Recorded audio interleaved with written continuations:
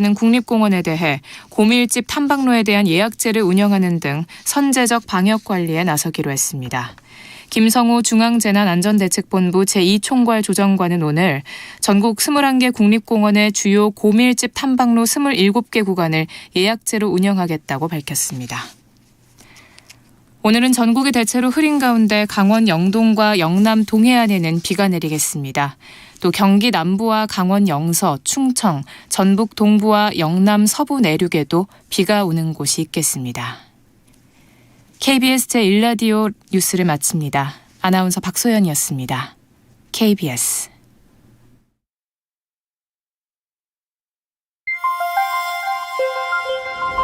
대한민국 중심 채널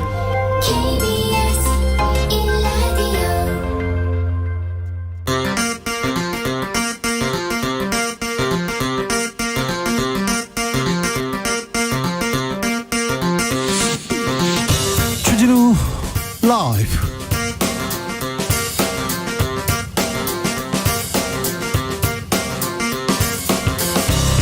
(2022년 10월 5일) 수요일입니다. 안녕하십니까, 주진우입니다.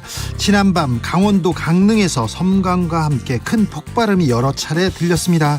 전쟁 난 줄 알았다. 주민들은 잠을 설치면서 불안에 떨어야 했는데요. 굉음의 정체는 한미군이 북한의 미사일 도발에 대응해서 발사한 미사일 그리고 낙탄 사고였습니다. 당시 현장을 목격한 강릉 의용 소방대장에게 직접 물어보겠습니다.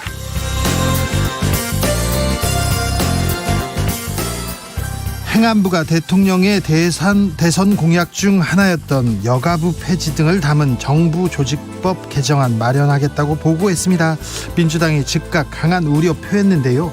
야당이 협조를 얻어야 국회를 통과할 수 있는데 여당의 보관은 무엇인지, 정부 여당의 민생 정책은 무엇인지 성일종 국민의힘 정책위 의장에게 들어보겠습니다.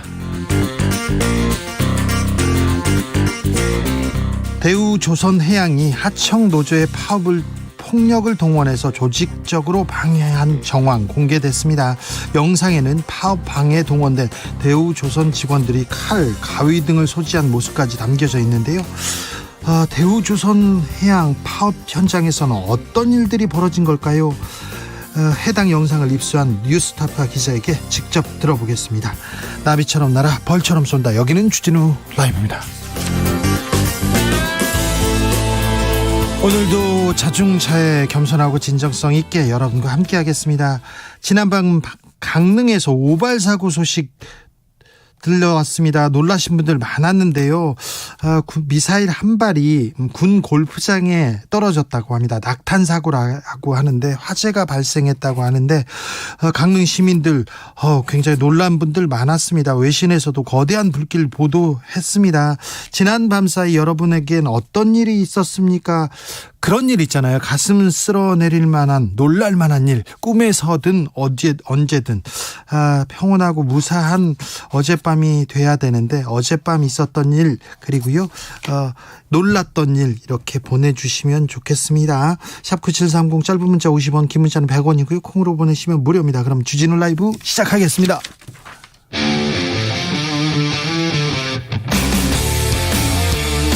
탐사보도 외길 인생 20년. 주 기자가 제일 싫어하는 것은?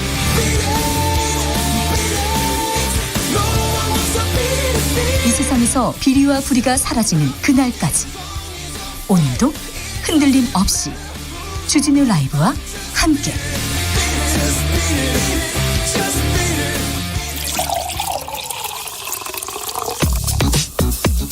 진짜 중요한 뉴스만 쭉 뽑아냈습니다. 주스 정상근 기자, 어서 오세요. 네, 안녕하십니까. 북한의 탄도미사일에 대응해서 우리가 미사일을 쐈습니다. 그런데 한 발이 낙탄했다고요? 네, 북한이 어제 오전 화성 12형으로 추정되는 중거리 탄도미사일을 발사한 데 대응해 군 당국이 지대지 미사일을 발사했는데요. 총 4발의 미사일 사격 중 현무2 미사일 한 발이 발사 직후 비정상 비행하면서 기지로 낙탄을 했습니다. 네. 이로 인해 화염과 폭발음 등이 이어진 것으로 알려졌는데요.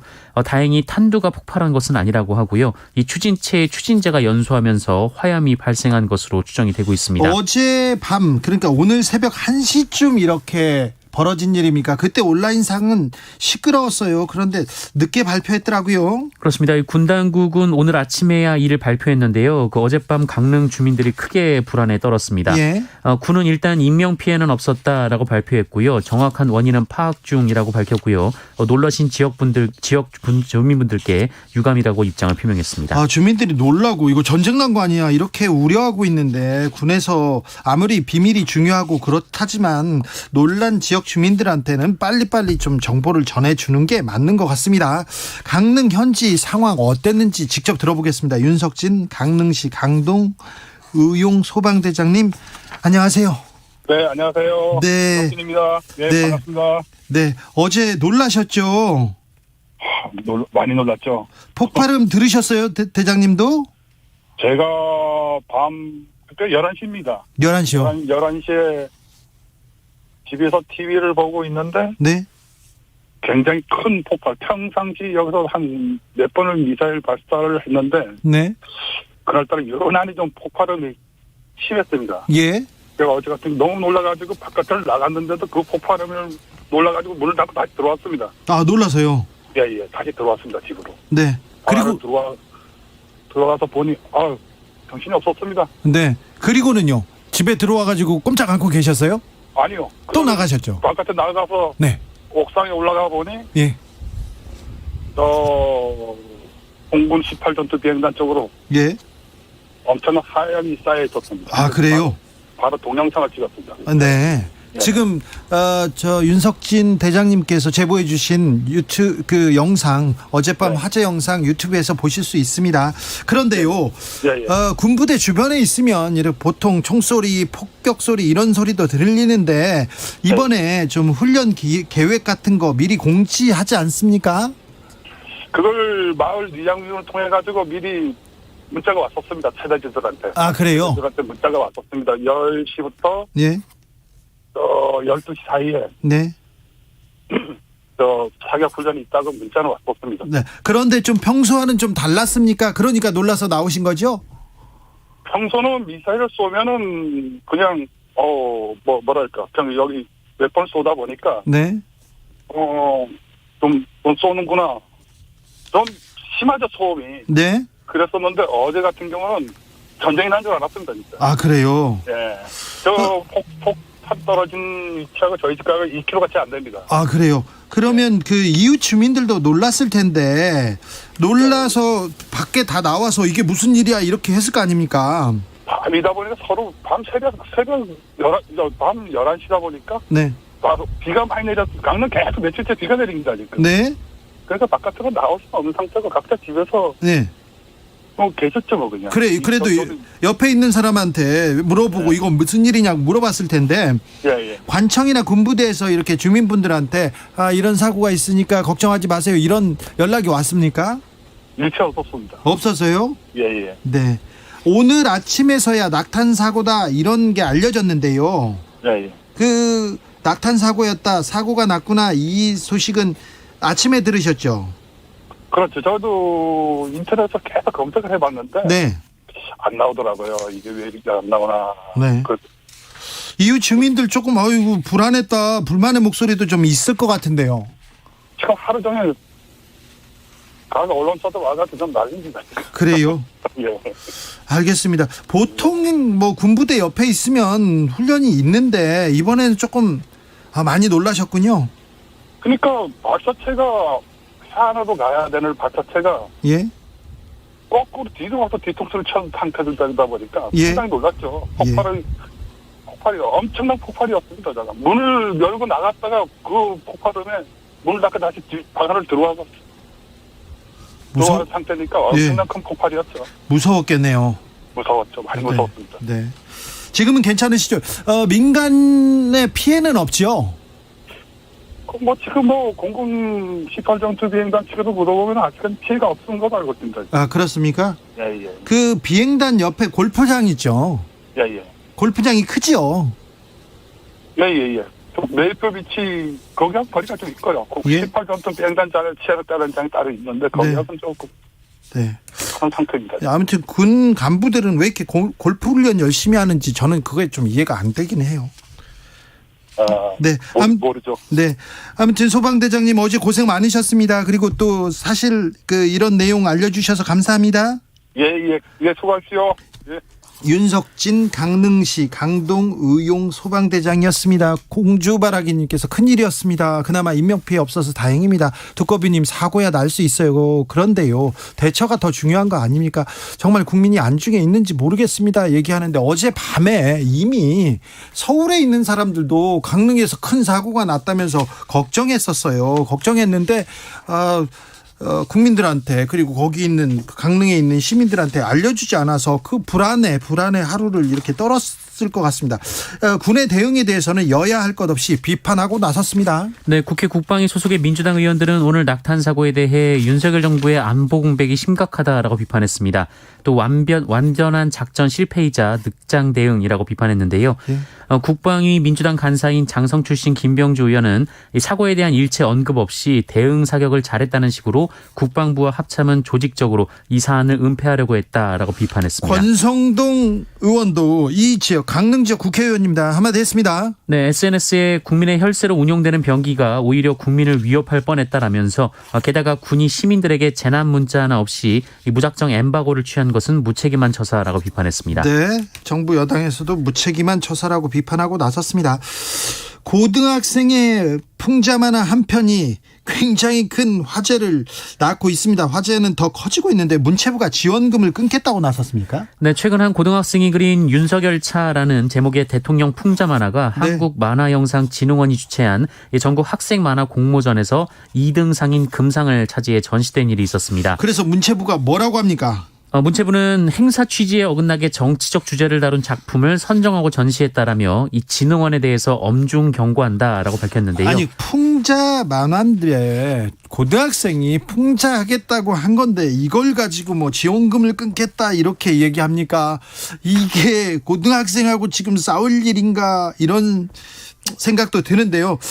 정부가 이렇게 나서자 만화계에서는 반발합니다. 네, 문체부 경고 이후 웹툰협회가 입장을 발표했습니다. 웹툰협회는 이 문체부가 사회적 무리라는 지극히 주관적인 잣대를 핑계 삼아서 노골적으로 정부 예산을 운운하며 헌법의 기본권 중 하나인 표현의 자유를 부정하고 있다라고 비판했습니다. 자유를 강조하시는 대통령이 들으면 이거 굉장히 화날 일인데, 고등학생의 표현의 자유에 대해서는 어떻게 생각하는지 조금 이따가 저희가 자세하게 좀 얘기를 해보겠습니다. 정치권에서 공방도 커지고 있거든요. 정부 조직 개편안이 나왔습니다. 네, 행정안전부는 오늘 민주당 지도부에 정부가 준비 중인 개편안을 보고하고 민주당의 의견을 청취했습니다. 가장 큰 논란이 됐던 여가부는요. 네, 어제 전해드린 바와 같은데요. 여성가족부를 폐지하고 관련 기능을 보건복지부 산하 본부로 두기로 했습니다. 그리고 국가보훈처의 국가보훈부 격상, 재외동포청 신설 등이 포함됐습니다. 이런 부분에 대해서는 저 국민의힘 정책위 의장 성일종 의원과 자세하게 얘기 나눠보겠습니다. 감사원이 요즘 계속해서 감사에 나서고 있는데 감사 절차와 관련해서 논란이 좀 있어요. 네, 민주당 이탄희 의원은 오늘 감사원에서 받은 자료를 토대로 감사원의 서해 공무원 피살 사건 감사 과정이 적법 절차를 거치지 않았다라는 문제를 제기했습니다. 감사원은 윤석열 정부 출범 이후 지난 8월까지 모두 12차례 정례 임시회의를 열었는데요. 네. 여기서 감사원의 감사 정책, 주요 감사 계획 등을 의결을 합니다. 그런데 이 서해 공무원 피살 사건 관련 감사는 윤석열 정부 출범 후 감사위원회의 회의 의결 목록에 나오지 않았다라고 합니다. 감사원이 감사 착수 필수 요건을 거치지 않고 감사에 돌입했다라는 건데요. 네. 이 감사원 측은 해당 사안은 상시 공직 감찰이라면서 이 개별 공무원의 비위 의혹 등은 언제든지 상시 공직 감찰로 진행된다라고 밝혔습니다. 감사원은 대통령과 독립된 헌법기관이다, 이런 얘기 계속하고 대통령도 강조했습니다. 그런데 감사원이 대통령실에 보고하는 모습이 포착됐습니다. 네, 유병호 사무총장, 감사원 사무총장이 오늘 오전 대통령실 이관섭 국정기획수석에게 문자 메시지를 보내는 장면이 뉴스원에 의해 포착됐습니다. 예. 유병호 사무총장은 이관섭 수석에게 오늘 또 제대로 해명 자료가 나갈 겁니다. 무식한 소리 말라는 취지입니다라는 내용의 문자 메시지를 보냈습니다. 아니, 이렇게 언론 대응을 하겠습니다. 대통령실에 보고하는 거 아닙니까? 네, 앞서 윤석열 대통령은 어제 출근길 약식 기자회견에서 감사원은 헌법기관이고 대통령실과 독립적으로 운영되는 기관이다라면서 이 문재인 전 대통령에 대한 감사원의 서면조사 통보에 대해 대통령이 뭐라고 언급하는 건 적절치 않다라고 말한 바 있습니다. 감사원이 대통령실과 적으로 운영된다는 말은 하루 만에 허언이 됐습니다. 유병호 사무총장 감사원의 핵심인데요. 이관섭 국정기획수석 이분은 대통령실의 또 핵심인데 이 감사원이 이거 대통령실에 지금 사주를 받은 거 아니냐 이런 정치적 공세를 받고 있는데 정치적 중립성 굉장히 타격을 받을 수도 있을 것 같습니다. 이 부분에 대해서도 잠시 후에 저희가 자세하게 이야기 나눠보겠습니다. 국정감사 시작됐는데요. 복지부 화제가 되네요. 네, 보건복지부와 질병관리청을 상대로 열린 국회 보건복지위원회 국정감사가 윤석열 대통령이 지난달 27일 이 세종시 국공립 어린이집을 방문한 현장에서 한 발언을 놓고 여야가 공방을 이어가면서 한때 감사가 중지가 됐습니다. 어떤 내용이죠? 윤석열 대통령이 어린이집을 방문해서 아나바다의 뜻을 어린이집 관계자에게 물어본 바 있는데요. 이를 두고 민주당 김원희 의원이 해당 어린이집 방문 행사 직전에 복지부가 준비한 보고서에는 이 아나바다의 뜻이 적혀 있었다면서 대통령이 잘못했거나 자료를 안 본 것이다라고 비판했습니다. 네. 이에 복지위 여당 간사인 국민의힘 강기훈 의원은 지역적인 것을 갖고 야당이 침소봉대하고 있다라면서 네. 대통령의 뜻은 부모와 보육교사에게 정말 수고롭다고 하는 의미다라고 주장했는데요. 네. 이 과정에서 이 김원희 의원이 동료 의원의 발언을 품평하는 것이 의사진행 발언이냐라고 항의를 하자 강기훈 의원이 니나 가만히 계세요라고 말하면서 고성이 오갔습니다. 아이고, 네, 니나 가만히 계세요. 이거 참 학생들한테 부끄럽네요. 고등학생들 보기 부끄럽습니다. 고등학생 표현의 자유에 대해서 얘기하는 것도 좀 그렇고요. 8805님께서 궁금한데요. 감사원은 누가 감사하나요? 지금 감사원에서 지금 대통령실에 보고한 거는 이거 진짜 감사원이 감사에 나서야 될 사안이지만 감사원의 감사는 없을 거고요. 지금 보면 공수처가 나서야 될 문제인데 어떻게 되는지도 지켜보겠습니다. 기재위 국감도 이어지고 있습니다. 감세 논란됩니다. 네, 국회 기획재정위원회 오늘 기획재정부 국정감사에서는 윤석열 정부가 추진하는 법인세 인하 등 세제 개편안을 놓고 여야가 맞붙었습니다. 네. 앞서 정부는 법인세 최고세율을 현행 25%에서 22%로 인하하고 중소, 중견 기업에는 일정 과세 표준까지 10%의 특례세율을 적용하는 내용을 담은 법인세법 개정안을 발표한 바 있습니다. 일단 뭐 큰 기업 부자들 이거 부자 기업한테 지금 감세한 거 아니냐 이런 논란은 계속됩니다. 네, 국민의힘 측은 이 법인세 인하는 전 세계적인 경쟁을 하고 있다라면서 이 대기업의 법인세 감소로 투자가 확대되면 골목 상권까지 영향을 받는다 이렇게 주장을 했는데요. 네. 반면 민주당은 80개의 초대 기업이 4조 원을 그리고 10만 개의 중소기업은 2조 원을 감세받는 초대기업 편향 세제 개편이다라고 반박했습니다. 영국에서는 부자 감세 바로 철회했는데 세계적인 추세라고 볼 수는 없는데 이런 얘기도 생각도 듭니다. 저희가 알려드렸던 대로 세계적인 추세는 최저임금을 올리는 건데 이런 부분에 대해서는 논의가 없네요. 네. 국회에서 계속 여야가 지금 통과시키는 법들이 다 부자 감세 아니냐 이런 지적은 계속 받고 있습니다. 고용노동부 감사에서는 노란봉투법 화두됩니다. 네, 파업 노동자에 대한 기업의 손해배상 청구를 제한하는 내용의 노동조합법 개정안을 두고 역시 여야가 첨예한 입장차를 보였습니다. 이 국민의힘 측은 대우조선해양과 하이트진로에서 불법 파업이 발생했고 이런 불법 파업 시 근로 손실로 인해 엄청난 경제적 손실이 발생한다라면서 네. 헌법상 사유재산을 보호하기 위해 손해배상 소송이 필요하다 이렇게 강조를 했는데요. 네, 기업 측 그리고 또 사장님 측 입장이네요. 네, 반면 민주당은 이 노란봉투법은 하청 노동자의 권리를 보장하자는 것이다라면서 네. 이 손해배상 소송 가압류 문제에 대해 사회적 합의를 이뤄 손을 봐야 한다는 생각이 절실하다라고 반박했습니다. 네, 하청 노동자의 입장에 서 있다고 볼 수 있겠습니다. 국민의힘에서는 이스타 항공 채용 의혹을 제기했습니다. 네, 국회 정무위원회 소속의 국민의힘 윤창현 의원이 어제 이스타 항공에서 채용 비리가 발생했다면서 야권 인사들의 실명을 공개했습니다. 이 거론된 인사의 이름은 한명숙 전 국무총리 그리고 민주당 이원욱 양기대 의원인데요. 윤창현 의원은 한명숙 전 총리가 관련된 사람이 지원해서 채용 과정에서 70명 중 70등을 했다 이렇게 주장을 했고요. 또 양기대 의원과 관련된 인물 그리고 이원욱 의원 관련된 인물도 하위 등수로 입사를 했다라고 전했습니다. 이스타항공은 전 민주당 의원 출신이 회장으로 있던 회사인데 지금 사기업입니다.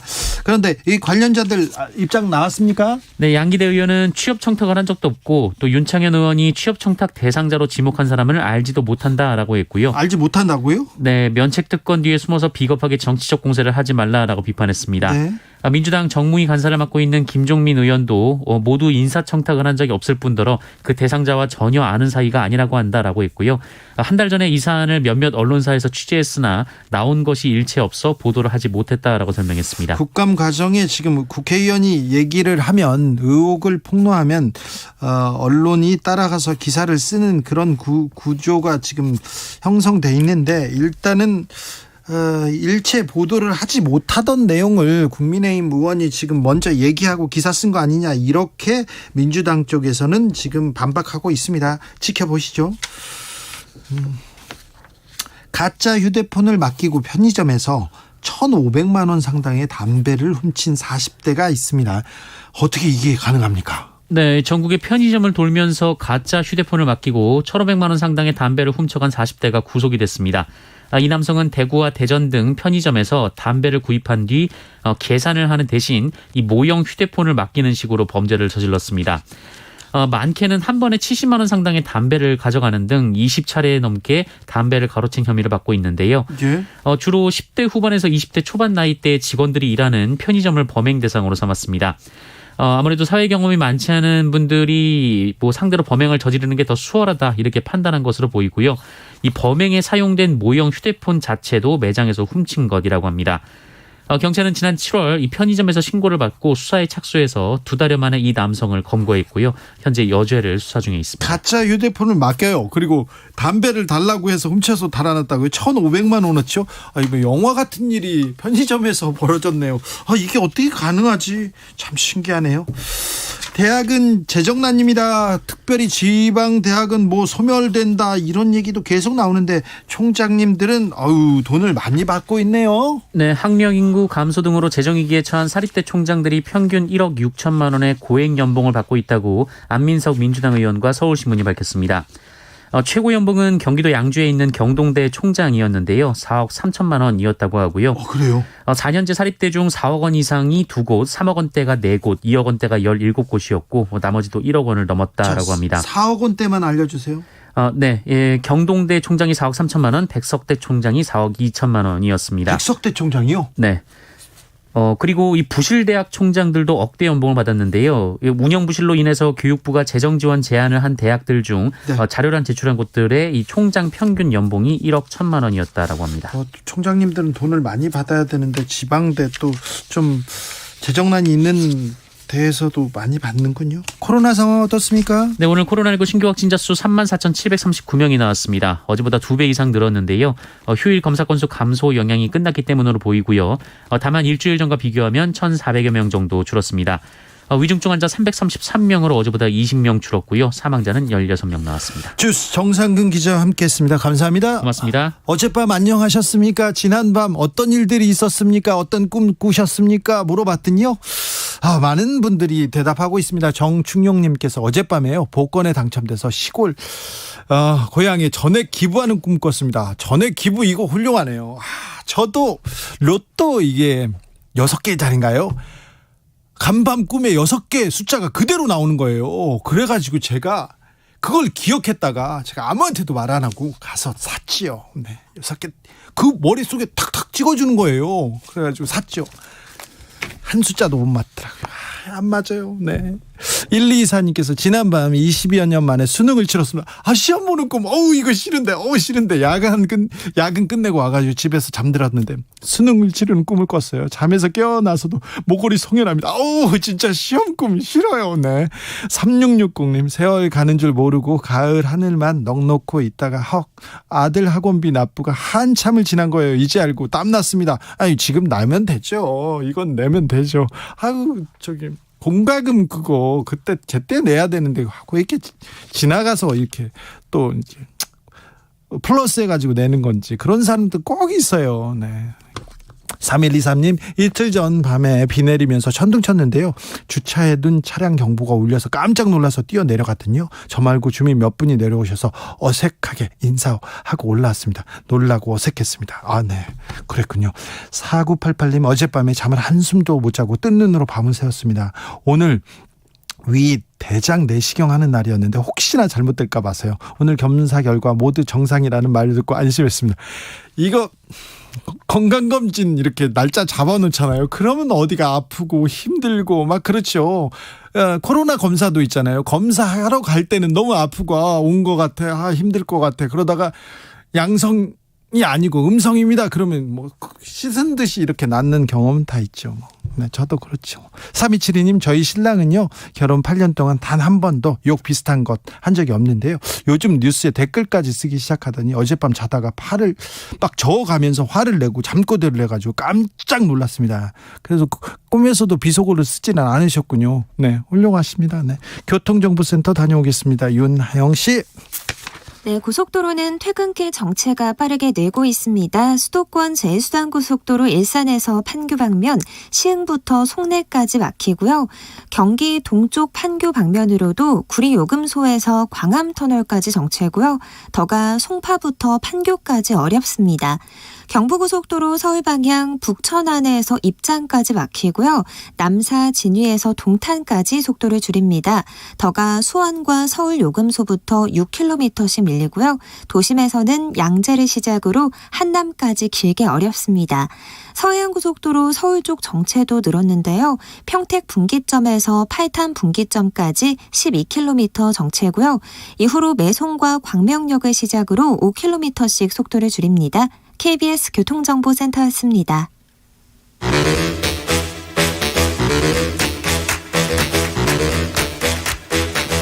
이것이 혁신이다. 여야를 내려놓고 관습을 떼버리고 혁신을 외쳐봅시다. 다시 만난 정치 공동혁신구역. 수요일 주진우 라이브는 정쟁 비무장지대로 변신합니다. 혁신을 위해서는 날선 공방 환영합니다. 주진우 라이브가 지정했습니다. 여야 혁신위원장 모셨습니다. 천하람 국민의힘 혁신위원 어서 오세요. 네, 안녕하세요. 전남 순천의 천하람입니다. 오늘 특별히 장경태 더불어민주당 의원도 모셨습니다. 네, 안녕하세요. 장경태입니다. 젊은 분들이 혁신 강조하는 분들이 인터넷망 사용료 여기에 대해서 관심이 많다는데요. 반대하는 여론 뜨겁다는데 이게 뭡니까? 일단 기본적으로 정보는 통제하지 않는 것이 중요한데요. 네? 정보는 소수가 가질수록 권력이 되고 다수가 가질수록 권리가 됩니다. 그렇죠. 그런데 여러 가지 이 인터넷이라는 이 접속하는 과정에서 이용자는 접속비를 부담하고 있는데요. 이 소위 CP사, 그러니까 컨텐츠 제공하는 쪽에서는 이용하고 이 접속료만 부담하고 망 사용료를 부담하고 있지 않다라고 주장하면서 통신사와의 갈등이 시작된 게 지금 현재 망 사용료 논쟁의 시작입니다. 네. 그래서 결국 이 여러 가지 이 통신사와 단순하게 통신사와 CP사 간의 갈등이다라고 이해하시면 쉽게 이해하실 수 있을 것 같습니다. 그러면 이 문제 어떻게 풀어야 됩니까? 일단 여러 가지 전 세계에서도 이 논란이 우리가 제일 앞서 있지 않나 이런 생각도 해봅니다. 뭐 구글 인앱 결제부터 시작해서 저희가 2012년도에 이미 삼성 스마트 TV를 이 통신사와의 이 여러 가지 접속 제한 등을 걸면서 이 논쟁이 시작됐다고 볼 수 있는데요.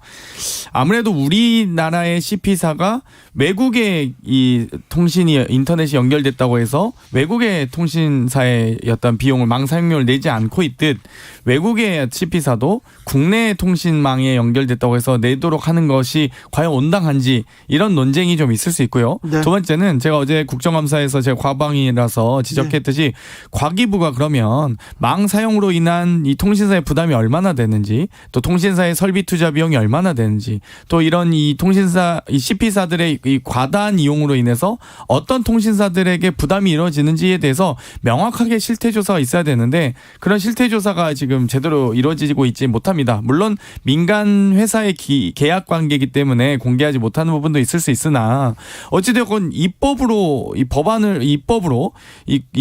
법률로서 제정하기 위해서는 기본적 실태조사는 먼저 선행돼야 되거든요. 네. 그게 좀 제대로 안 되고 있는 것 같습니다. 이 문제에 대해서는 여야가 지금 입장이 다릅니까?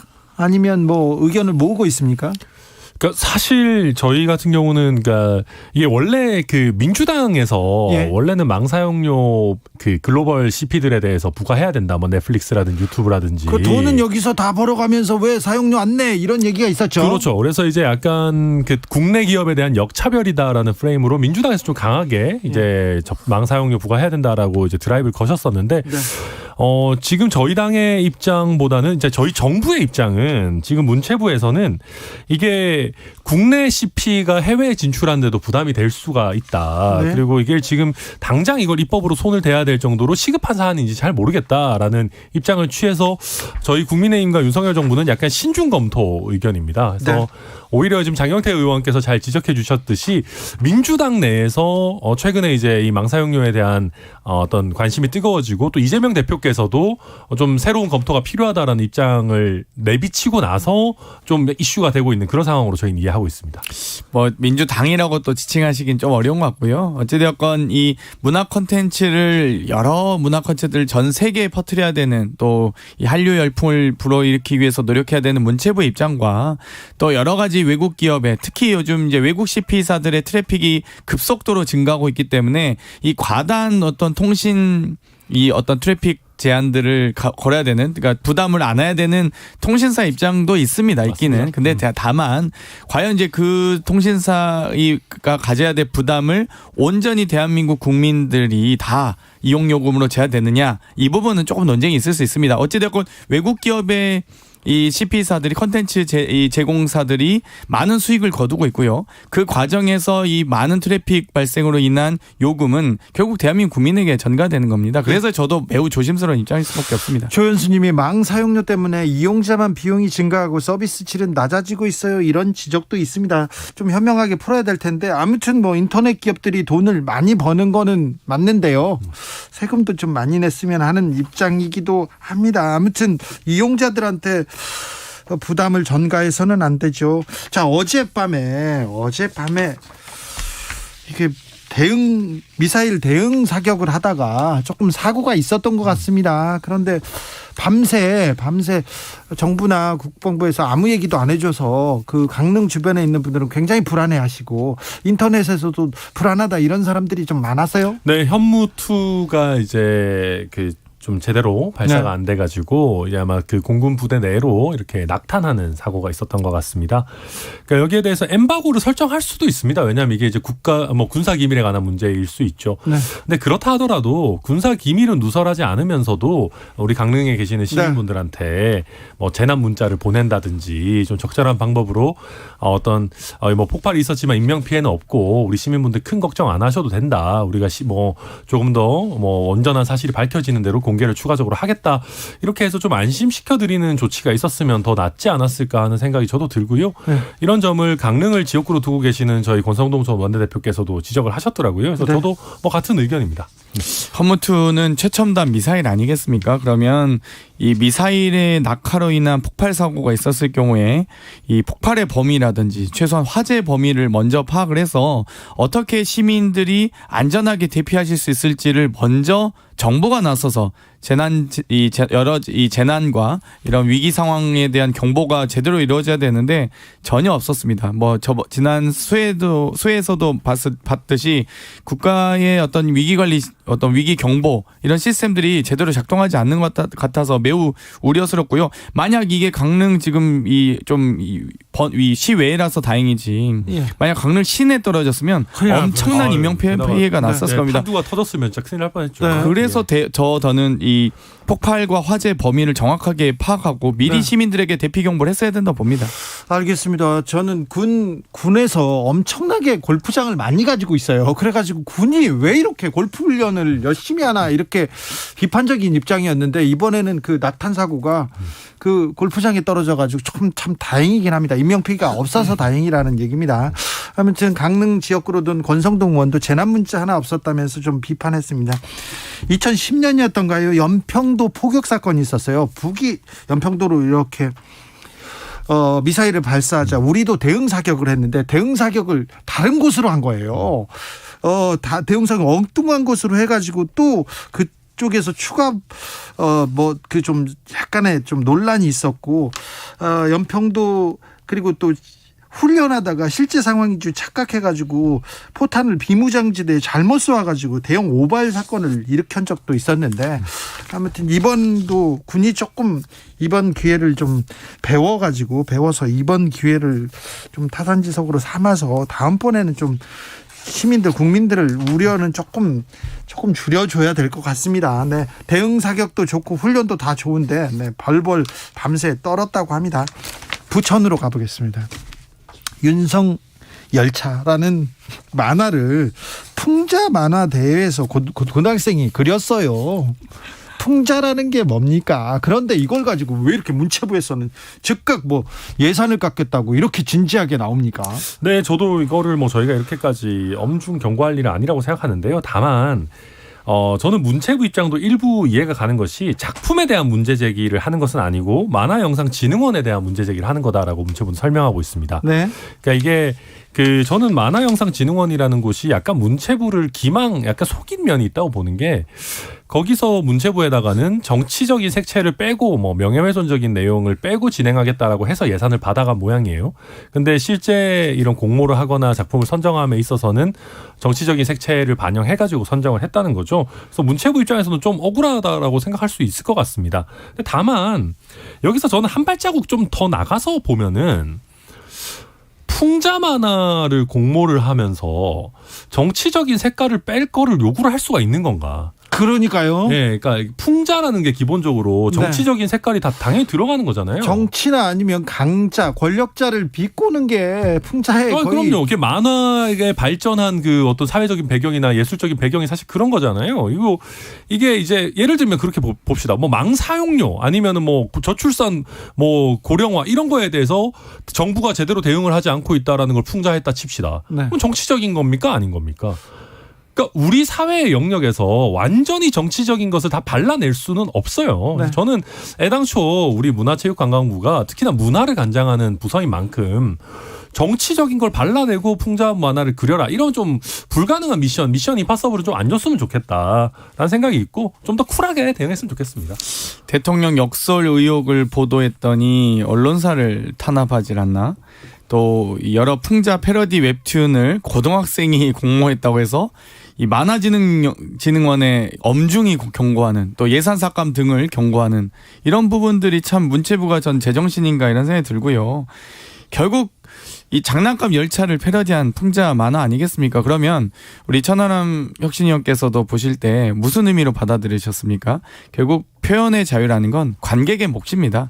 뭐 어떤 사람은 장난감 열차가 가는데 윤석 열차라고 하는데 검찰이 거기에 타 있는 것 같은데 사람들이 왜 도망가지라고 생각하는 사람도 있을 수 있고, 어떤 사람들은 환호한다고 또 여기 있는 사람이 있을 수 있습니다. 어찌되고 관객의 몫이다. 그 부분까지 우리가 통제해서는 안 됩니다. 지침을 어겼다? 문체부 어느 시절에 뭐 5공화국도 아니고 어떻게 만화에 지침을 내립니까? 정말 말도 안 되는 소리라고 생각합니다. 보고 판단하죠. 국민들이 이거 너무 그러니까요. 심하네 이런 사람들이 있고, 아이고 뭐 재밌네 이렇게 얘기할 수도 있는데요. 그럼요. 그리고 이거를 저희가 좀 쿨하게 받아야 돼요. 그렇죠. 예를 들면 대통령실에서도 뭐 풍자 만화 재밌게 잘 봤다. 예. 우리가 더 잘하겠다. 청소년들의 더 큰 사랑을 받도록 노력하겠다. 이러고 웃고 넘어가면 되는 건데. 네, 원래 권력자 풍자하는 겁니다. 천하람 차보다 윤석열 차가 더 재밌잖아요. 당연하죠. 저 풍자 해봤자 뭐 살쪘다 이런 거밖에 없어요, 사실. 예. 네.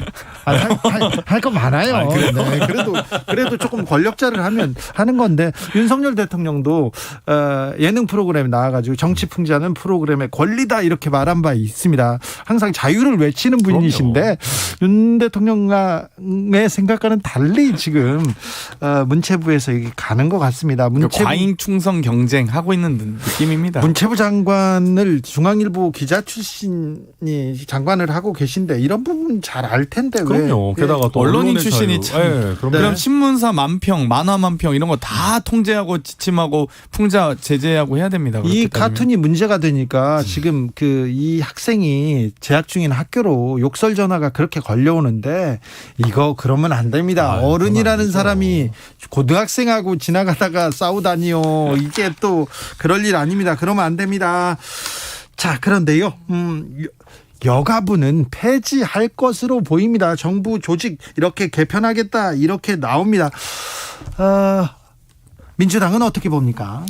일단 이 여성가족부 폐지 이 7글자로 시작됐고요. 제가 국회 여가위원임에도 불구하고 여가부 폐지와 관련된 어떠한 논의도 들은 바 없습니다. 아니 여가위에서 안 했어요? 여가위에서 뭐 현안 점검 저번 신당역 이 사건에 대한 현안 보고만 받았고요. 어찌됐건 여가부가 있고 여가위가 있기 때문에 신당역 사건에 대한 대응 이 현안 회의도 하고 하는데 여가부가 여성 정책만 하는 게 아니거든요. 여성 정책도 중요하지만 가족 정책, 다문화 정책, 청소년 정책을 주관하는 전문 부처입니다. 그러면 이 아동과 청소년은 분명히 다르다는 건 우리가 다 이제 알고 있을 텐데요. 아동은 보건복지부에서, 청소년은 여가부에서, 또 노인과 여러 다른 복지 정책이 복지부에서 하지만 가족 정책 혹은 다문화 관련된 정책은 또 전문적으로 여가부에서 하는 등의 전문 부처가 있습니다. 그렇게 따지면 여가부 장관께서 인터뷰 중에 그런 얘기 하시더라고요. 협업하는 것보다 통합하는 게 낫다 이렇게 표현하시던데, 그렇게 따지면 고용노동부와 보건복지부 왜 분리합니까? 고용복지부로 통합하시고요. 국토교통부와 환경부 왜 분리해서 합니까? 협업합니까? 국토환경부로 만드십시오. 그러니까 각 부처는 그 부처의 목적과 역할이 있는 것이거든요. 그만큼 그 따로 영역을 떼어내고 또 각 부처의 수장으로서 또 국무위원으로서 입장을 개진하길 위해서 하는 건데, 이렇게 7글자부터 시작해서 결국 대통령 욕설 의혹에 대한 이 부분을 시선 회피용, 시선 돌리기용으로 정보조직법 개정안, 그중에서 가장 민감하게 또 이대남 이대녀 갈라치기 등을 모색할 수 있는 여가부 폐지를 꺼낸 게 아니냐, 가장 손쉬운 카드를 꺼낸 정말 좀 어줍지 않은 이 노력이라고 봅니다. 공약이니까 가능하면 지켜야죠. 그리고 저희가 그때 여성가족부 폐지와 관련해가지고 본격적인 논의를 했을 때 여성분들 중에서도 여성가족부 폐지에 동의하는 비율이 굉장히 높았습니다. 그러니까 이게 여성가족부가 그 이름에도 불구하고 여성 권익 향상에도 심지어는 별로 도움이 안 된다고 느끼는 여성들도 굉장히 많았다라는 것이거든요. 아까 뭐 신당역 뭐 이런 거 말씀하셨지만은 여성가족부가 사실 불필요한 칸막이 역할을 할 때가 많았습니다. 뭐 범죄 피해자 보호라든지 아까 말씀하신 여러 뭐 아동과 청소년이라든지 이런 부분들도 이게 부처 칸막이가 있어가지고 오히려 협업이 잘 안 되고 또 오히려 괜히 중복 예산이 투입되고 중복 사업을 하고 또 그 예산이 제대로 여성가족부가 사실 조직과 인력이 부족하다 보니까 제대로 집행도 안 되는 일들이 많았거든요. 그러다 보니까 이거 여성가족부 이런 식으로 따로 두는 것보다는 좀 통폐합하는 게 좋겠다라는 의견이 굉장히 많았고요. 그리고 이게 저희 공약이었고 국민들의 선택을 받았으니까 추진하는 건 전 당연하다고 생각하고, 오히려 조금 사실 이런 정부 조직 개편이라는 거는 인수위 시절에 했었어야 되는데 저희가 너무 의석이 작다라는 이유로 좀 너무 늦게 추진하고 있는 게 아닌가. 그러다 보니까 아까 장 의원님께서 말씀하시는 뭐 시선 돌리기 아니냐 이런 불필요한 비판을 받고 있는 거 아닌가, 저는 그렇게 보입니다. 그 말도 또 일리가 있어요. 뭐 보통 인수위 때 이 새 정부의 그림을 그리면서 정책과 그다음에 또 우리는 어떤 조직으로 가겠다 이런 얘기를 하는데, 지금 이제 내놓은 거는 조금 늦긴 했습니다. 원래 이제 어찌되었건 인수위 시절에 뭘 했는지는 잘 모르겠지만요. 어찌되건 한 게 없어서 다행이다라는 말까지 나올 정도입니다.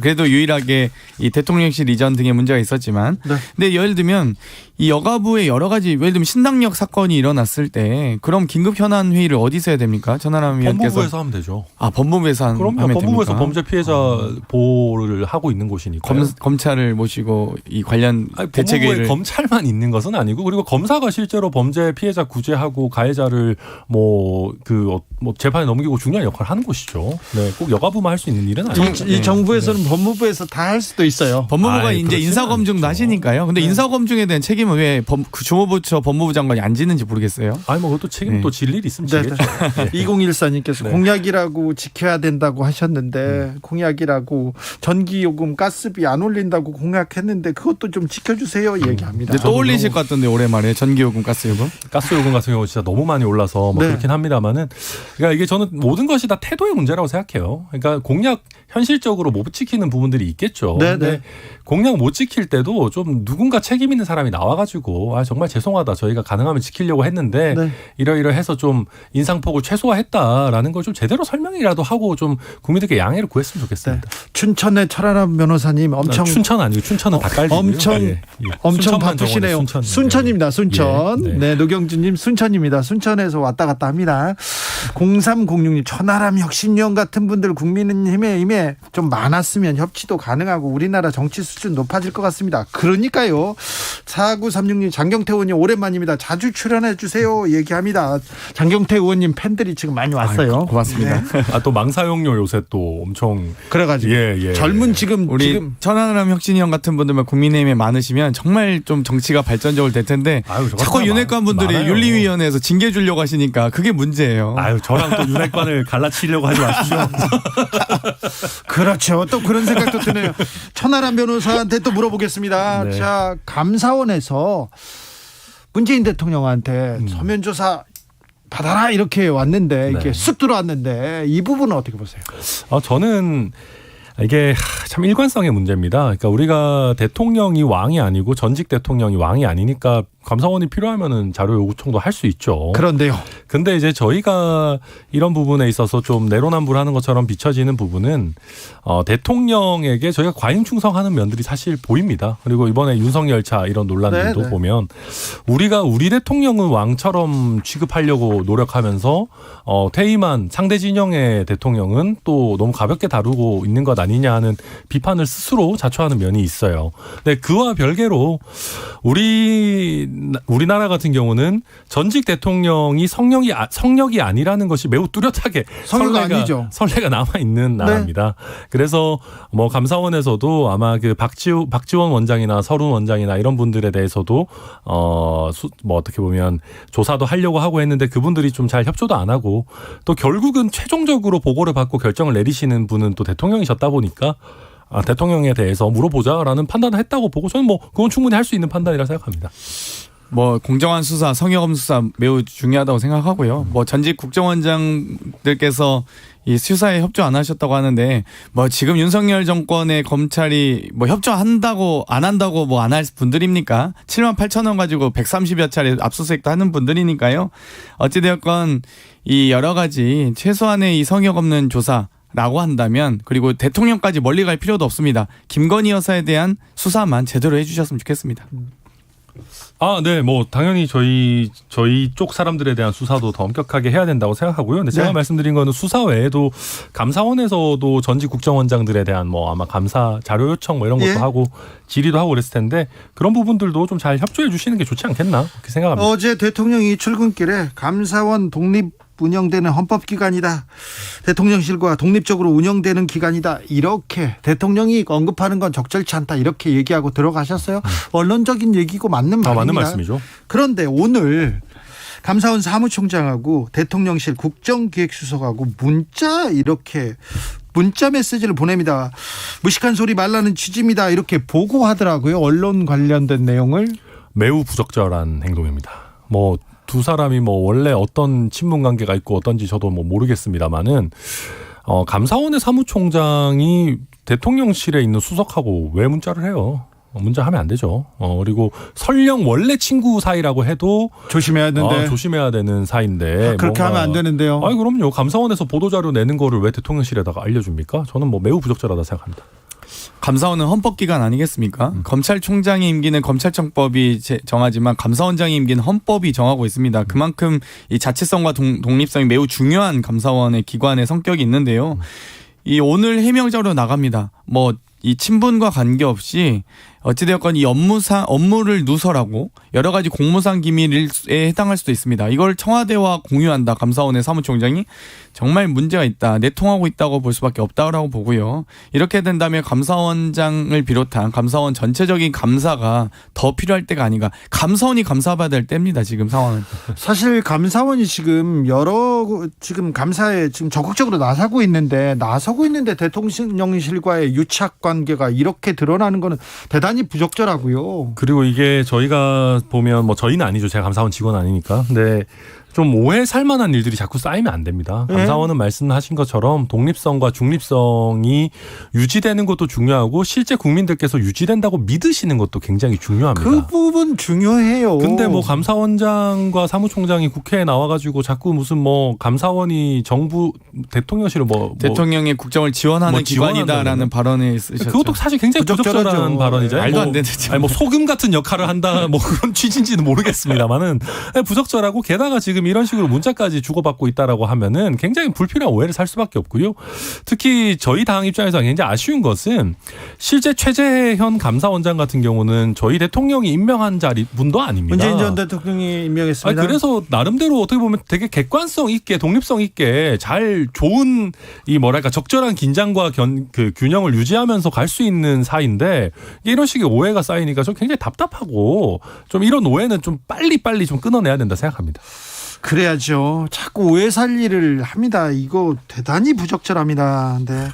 신뢰 받는 것도 중요하지만 신뢰 받을 수 있도록 그 주변 환경 이렇게 보여주는 공정한 걸 보여주는 것도 매우 중요한 건데요. 국감이 시작됐습니다. 그런데 국감이 시작되는데 국감에서 치열하게 민생을 위해서 이렇게 따지고 묻고 그러는 게 아니라 뭐 공무원들 불러다가 일 잘하는지 이렇게 감사하는 게 아니라 여야가 막 싸우고 막 삿대질하고 니나 가만히 계셔라 막 이렇게 얘기하는데 이게 좀 너무한 것 같아요. 국민들 그리고 고등학생들이 보고 있다니까요. 아니 고등학생들이 보는 눈이 뭐 더 정확하죠. 왜? 네. 학생들이 보고 있는데 계속 이렇게 막말 논란 이거는 좀 안타깝습니다.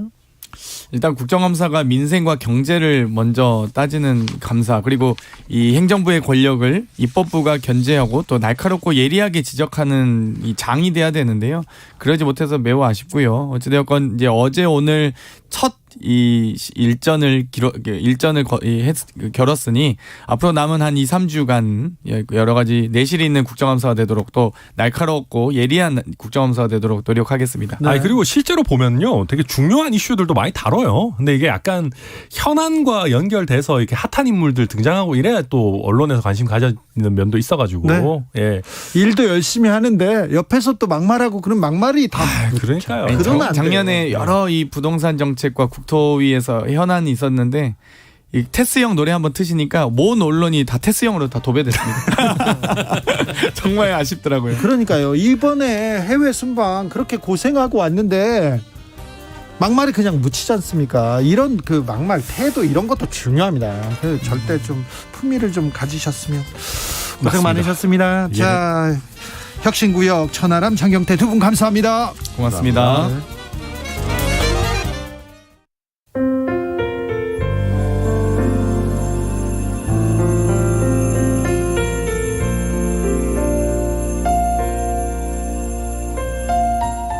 KBS 라디오 연중기획 희망충전 대한민국 502번째 이야기.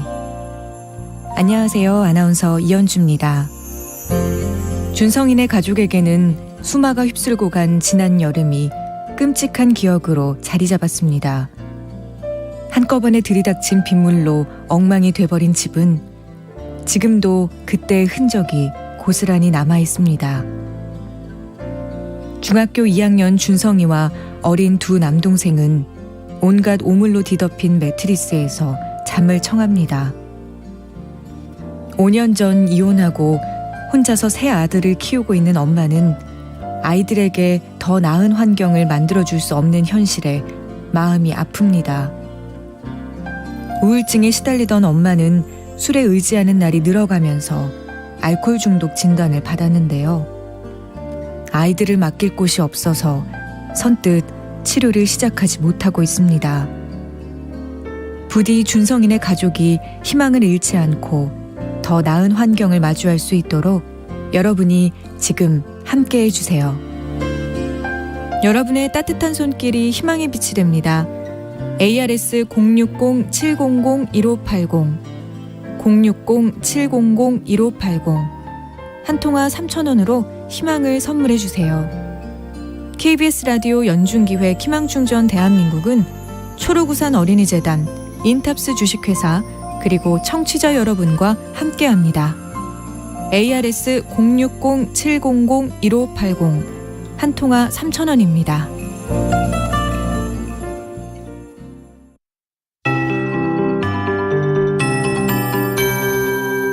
KBS 58분 날씨. 아침 저녁으로 부쩍 쌀쌀해졌습니다. 내일 아침은 서울이 13도, 대전, 광주 14도, 부산 17도로 서울은 오늘보다 1도 낮겠고요. 낮 기온은 서울이 2도 내려간 19도, 대전, 광주 21도, 부산, 제주 22도, 강릉은 18도 안팎으로 종일 선선하겠습니다. 이제 아침 기온이 점점 내려가면서 토요일엔 서울이 10도, 대전 9도 안팎까지 뚝 떨어지겠습니다. 환절기 건강관리 잘 해주시기 바랍니다. 동풍이 부는 동해안은 지금도 약하게 비가 내리고 있습니다. 이 지역은 모레까지 비 예보가 있는데요. 영동 중북부에 최대 100에서 150mm 이상, 경북 동해안에 5에서 최대 50mm의 비가 오겠고요. 내일 오후부터 바람도 강하게 불어들겠습니다. 내일 그 밖의 지역도 약한 기압골의 영향으로 새벽부터 5에서 20mm의 비가 내리겠습니다. 서울과 인천, 경기 서부, 전북 동부는 1mm 안팎으로 살짝 지나겠습니다. 금요일엔 중부와 경북 내륙에 빗방울이 떨어질 수 있겠고요.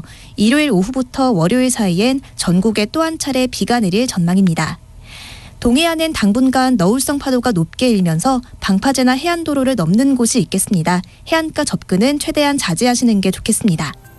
지금 서울의 기온은 17.8도, 습도는 65%입니다. 박다효입니다.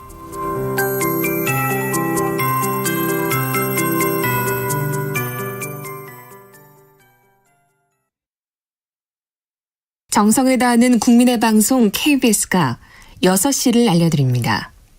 AM 711kHz, FM 97.3MHz, KBS 1라디오입니다. HLKA.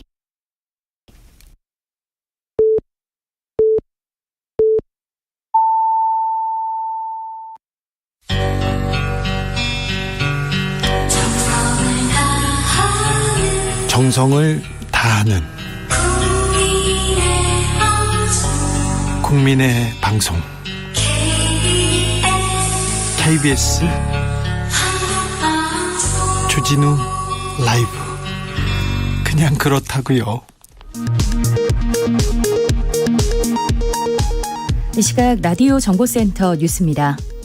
국정감사 이틀째인 오늘 국회 문체위에서는 윤석열 대통령 풍자 만화를 둘러싼 표현의 자유 논란이 빚어졌고, 행안위에선 민주당 이재명 대표의 대선 후보 시절 허위사실 공표 혐의 관련 재판을 놓고 설전이 벌어졌습니다. 감사원 내부에서 서해 공무원 피격 사건에 대한 감사가 감사원법에 규정된 절차를 위반한 것 아니냐는 지적이 나와 감사원이 내부 검토를 위한 대응팀을 꾸린 것으로 확인됐습니다. 감사 절차 위반 논란과 관련해 감사원 사무총장이 대통령실 수석에게 대응 방안을 설명하는 문자를 보내는 장면이 언론에 포착된 것을 두고 민주당은 감사원의 배후가 드러난 것이라며 공세에 나섰습니다. 북한의 중거리 탄도미사일 도발에 대응해 발사한 현무투 미사일 낙탄 사고와 관련해 여야 모두에서 비판이 나왔습니다. 어젯밤 미사일 발사 훈련이 실시된 강릉 지역에서는 주민들의 문의가 빗발쳤습니다. 지금까지 라디오 정보센터 조진주였습니다.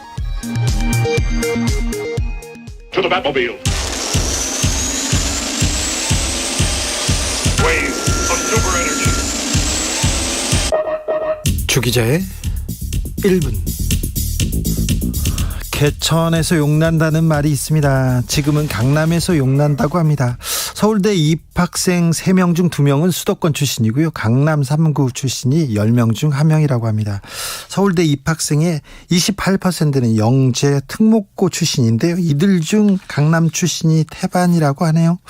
지역 쏠림 현상 점점 심화되는데 건강한 신호 아닙니다. 김앤장에서 용난다고 합니다. 올해 신규 법관 임용자 7명 중 1명은 김앤장 변호사 출신입니다. 김앤장을 포함해서 태평양, 세종 등 7대 로펌으로 범위를 넓히면요, 신임 판사 중 37%가 대형 로펌 출신입니다. 후관 예우라는 말 우려 심각합니다. 자신이 변호하던 사건 혹은 동료들이 맡은 사건을 판결해야 하는 입장에 놓일 수밖에 없습니다. 아무래도 팔은 안으로 굽기 마련입니다. 김앤장은 판사들을 많이 채용하는 것으로도 또 유명한 곳입니다. 한 해에는요, 퇴직한 법관 20% 이상이 김앤장 행을 택했습니다. 퇴직하는 서울 고법 판사의 5명 중 4명 채용하기도 했었는데, 전관예우라는 말 아시죠? 판사사회에서 김앤장 쏠림 심화되고 있습니다. 신임 판사, 전직 판사를 이렇게 독식하는 로펌은 없습니다. 판사가 되기 위해, 판사 이후에 안락한 삶을 위해 김앤장 행을 고려한다는 것만으로도 법의 공정성 해칠 우려가 있습니다. 대단히 심각한 문제입니다. 김앤장이 판사 출신만 몰리는 것도 아닙니다. 검사, 경찰은 물론이고요. 기획재정부, 국세청, 금감원, 한국은행, 힘센 부서 관련도 몰려듭니다. 이들은 퇴직할 때보다 보통 5배, 많게는 10배 넘는 연봉을 받는 사람도 많습니다. 돈 많이 줍니다. 네. 관료들의 목표가 김앤장이 돼서는 곤란합니다. 한덕수 국무총리도 관료였다가 김앤장 갔다가 다시 관료하다가 다시 김앤장으로 갔습니다. 다시 김앤장으로 돌아가시려나 궁금합니다. 강제징용 손해배상 소송이 있었습니다. 일본 전범 기업을 대리한 김앤장, 징용 피해자에게 배상하라는 대법원 판결을 뒤집기 위해서 김앤장은 박근혜 청와대, 외교부, 대법원으로 움직입니다. 대법원장, 대통령실장, 전현직 장관들이 모여서 일본 전범 기업을 위해서 움직입니다. 우리나라가 아니라, 우리 국민이 아니라 말입니다. 이게 사법농단의 핵심이었어요. 그런데요, 대법원장, 대법관 판사들, 장관들은 처벌받았는데, 그들이 처벌받을 때도 김앤장은 그 누구도 처벌받지 않았습니다. 우리는 김앤장이 지난 여름에 한 일을 기억하고 있습니다. 지금까지 주기자의 1분이었습니다. 좋아진 파초.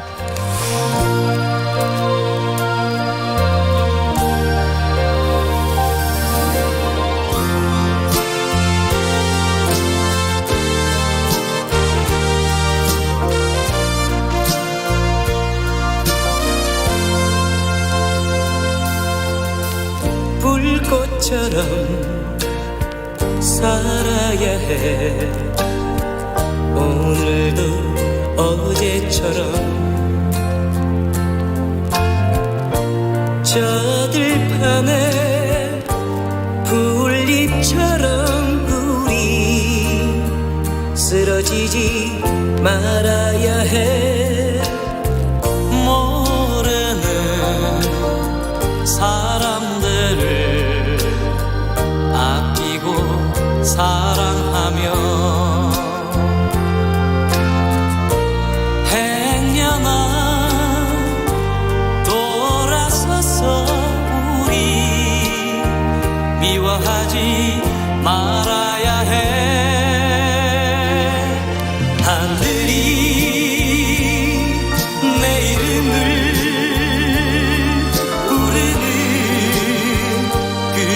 그날까지 숨하고 아름답게 오늘은 살아야 해. 정열과 욕망.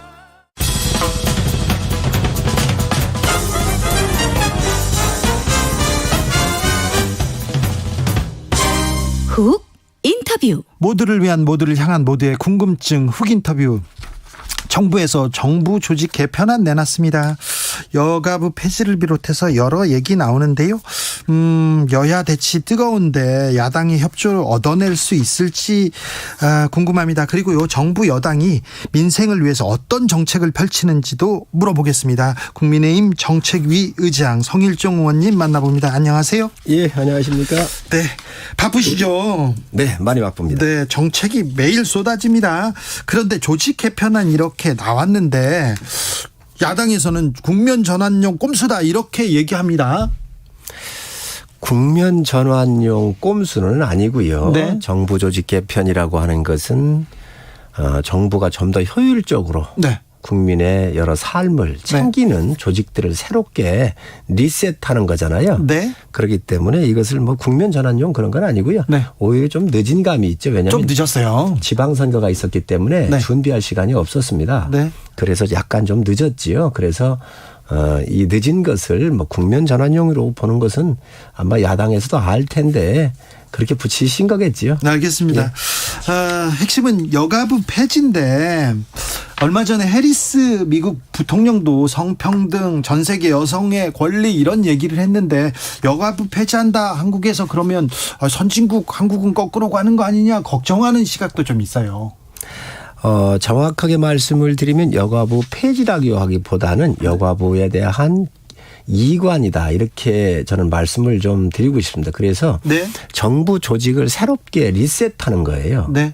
그래서 지금 이 기능이 하나도 없어지는 게 없습니다. 그래요? 예, 그래서 원래 여가부라고 하는 게 복지부가 가지고 있던 거, 노동부가 가지고 있던 것들을 여기 와서 만들었잖아요. 네. 그래서 지금 저희가 추진하는 것은 여가부가 없어지는 건 맞는데 이 기능을 이관을 하고 예를 들어서 인구 문제, 절벽 문제 심각한 게 있잖아요. 예. 그래서 이러한 부분들을 네. 더 추가해서 요 기능을 더 살려가지고 더 시너지 효과가 나도록 하자 이런 거고요. 네. 또 여가부에서 고용 문제를 다루는 게 맞지가 않습니다. 그래요. 그렇습니다. 고용노동부가 있으니까 네. 산업 현장을 알고 지원하는 많은 핵심적인 부서가 고용노동부잖아요. 네. 그렇기 때문에 여성의 고용 문제를 고용노동부로 보내가지고 더 효과를 높이자 이런 측면에서 이관 내지는 새로운 리셋하는 과정이다 이렇게 이해해 주시면 좋을 것 같습니다. 그 권한이나 역할이 사라지는 건 아니다. 이관에서 리셋한다 이렇게 말씀하셨는데 일단 장관이 이렇게 차관급이나 본부장급으로 격하할 거고요. 얼마 전에 신당역에서 스토킹 사건이 있었잖아요. 큰 논란이 있는데 이런 범죄 생기면 어떻게 할 겁니까? 어떻게 대처할 겁니까? 이렇게 물음이 바로 뒤따릅니다. 그렇습니다. 그게 여가부에서 그 기능을 수행할 수가 없는 거거든요. 그래요? 그렇습니다. 여가부가 안 하면 누가 경찰이나 합니까? 검찰들이 할 일이에요. 네. 그렇기 때문에 네. 그러한 것을 상시 협조 체제를 당정 협의를 해가지고 법을 좀 바꾸고 늘 상시적인 협조 체제로 또 전담 기구를 만들자 한 게 경찰청 내에 그 기능을 만들고 네. 또 스토킹 같은 경우에 약 한 3,000명의 범죄 경력이 있는 범죄라고 해야 할지 모르지만 네. 스토킹 경지 이러한 거에 관련됐던 사람들이 전국에 한 3,000명 정도가 있거든요. 네. 이분들 다 전수조사를 하자 그랬어요. 여가부가 할 수 있습니까? 아니죠. 그래서 경찰청이 하는 거예요. 그래서 전담 기구를 두고 네. 또 이에 대한 대처하는 전문 인력에 대한 교육을 더 좀 강화하고 전문성 있는 사람을 좀 뽑자 이렇게 이제 당정 협의가 됐던 것들이지요. 예. 그래서 여가부하고는 전혀 관련이 없는 것들입니다. 네. 알겠습니다. 아무튼 여가부가 폐지되지만 그 권한들과 뭐 일들은 다른 데로 갈 것이다. 또 유기적으로 잘할 거다고 얘기하시는데 네. 보겠습니다. 그런데요. 이것도 물어볼게요. 정책에. 심야 택시 잡기 요새 어렵답니다. 근데 택시비를 올리면 이게 택시 기사들이 돌아올까요? 택시가 많아질까요? 괜찮을까요? 대란을 막을 수 있습니까? 참 어려운 문제입니다. 산업이 변화하면서 또 개인 택시나 이런 운행하시는 많은 기사님들이 연세가 좀 높아지면서 네. 구조적으로 온 문제가 첫 번째 있습니다. 그러나 그런 구조적인 문제가 있다 그래서 그냥 놓을 수는 없는 거잖아요. 네. 선제적으로 좀 해야 될 텐데 네. 지금 문제는 뭐냐면 이제 택시가 개인 택시들이 계시고 또 법인 택시가 있잖아요. 네. 그런데 법인에 있었던 많은 분들이 배달이나 그렇죠. 그만두셨어요. 택배 쪽으로 많이 이동을 하셨어요. 급여 차이가 있기 때문에. 네. 그리고 개인 택시는 또 연세가 많이 좀 드신 분들이 계시다가 보니까 네. 심야 쪽에 10시부터 한 3시 정도 사이에 일하러 나오지를 안 하고 계십니다. 예. 그래서 이 부분을 우리가 어떻게든 간에 네. 좀 균형을 못 맞추더라도 어느 정도 좀 비슷하게 따라는 가져야 되겠다. 이래서 네. 심야에 10시부터 3시까지의 네. 콜비를 네. 저희가 좀 올려드린 겁니다. 네. 그래서 그걸 좀 올려드린 거고요. 그러면은 하루에 한 10회 정도 콜을 받으시거든요. 네. 그래서 그러한 부분들을 좀 이렇게 보충하고 있고 여러 정책을 내놓게 된 것이죠. 의장님, 그런데요. 택시비를 올리면 이게 택시비가 그 기사님들한테 가면 기사님들이 돌아올 텐데 주로 사장님들이 산학금 올려가지고 더 택시 기사님들은 아무런 혜택도 받지 못했다. 그전에는 택시비 올렸을 때 그런 얘기가 나왔잖아요. 이번에는 그거 걱정 안 해도 됩니까? 이 부분을 좀 말씀을 좀 드려봐야 될 것 같아요. 택시비를 올리는 것은 지방정부가 합니다. 네. 근데 콜비는 중앙정부가 하게 돼 있습니다. 예. 그래서 이번에 한 것은 콜비를 네. 저희가 중앙정부 차원에서 당정협의해서 올린 거고요. 네. 택시 기본요금이라든가 심야에 대한 할증에서 올리는 거는 서울시에서 하게 되거나 네. 또 경기도에서 하게 되거나 그렇게 한다는 말씀을 제가 드리고요. 콜비를 올리면 그건 기사님한테 갑니까? 그렇습니다. 그 100% 다 가는 건 아니고요. 네. 이것도 이제 시장의 기능이 있는데 네. 카카오 같은 큰 콜을 좀 많이 하는 데는 10%만 플랫폼 회사에다가 주고 예. 나머지는 다 기사님들한테 좀 가도록 하자. 이렇게 네. 지금 현재 개별 계약이 되어 있거든요. 네. 그런데 우선 이런 큰 회사하고는 정부하고는 협의가 돼서 얘기를 합니까? 예, 어느 정도 한 90% 정도는 우리 기사님한테 갈 수 있도록 그렇게 조정하고 있다는 말씀을 드립니다. 기사님들을 위해서 좀 챙기고 계시네요. 그렇습니다. 예, 실질적으로 늦은 시간에 네. 이렇게 일하시는 분들한테 혜택이 갈 수 있도록 플랫폼은 플랫폼의 기능만 하고 예. 또 그 수익이 어느 정도 나는 데는 고정소에 놓고 네. 실질적으로는 기사님들한테 가는 게 전 맞다고 생각을 그렇죠. 실질적으로 일하는 사람한테 혜택이 그렇습니다. 가야죠. 그렇습니다. 자, 예. 택시비를 그런데요. 너무 많이 올랐어요. 택시비. 그러니까 좀 이거는 좀 어떻게 좀 자제하게 좀 해주세요.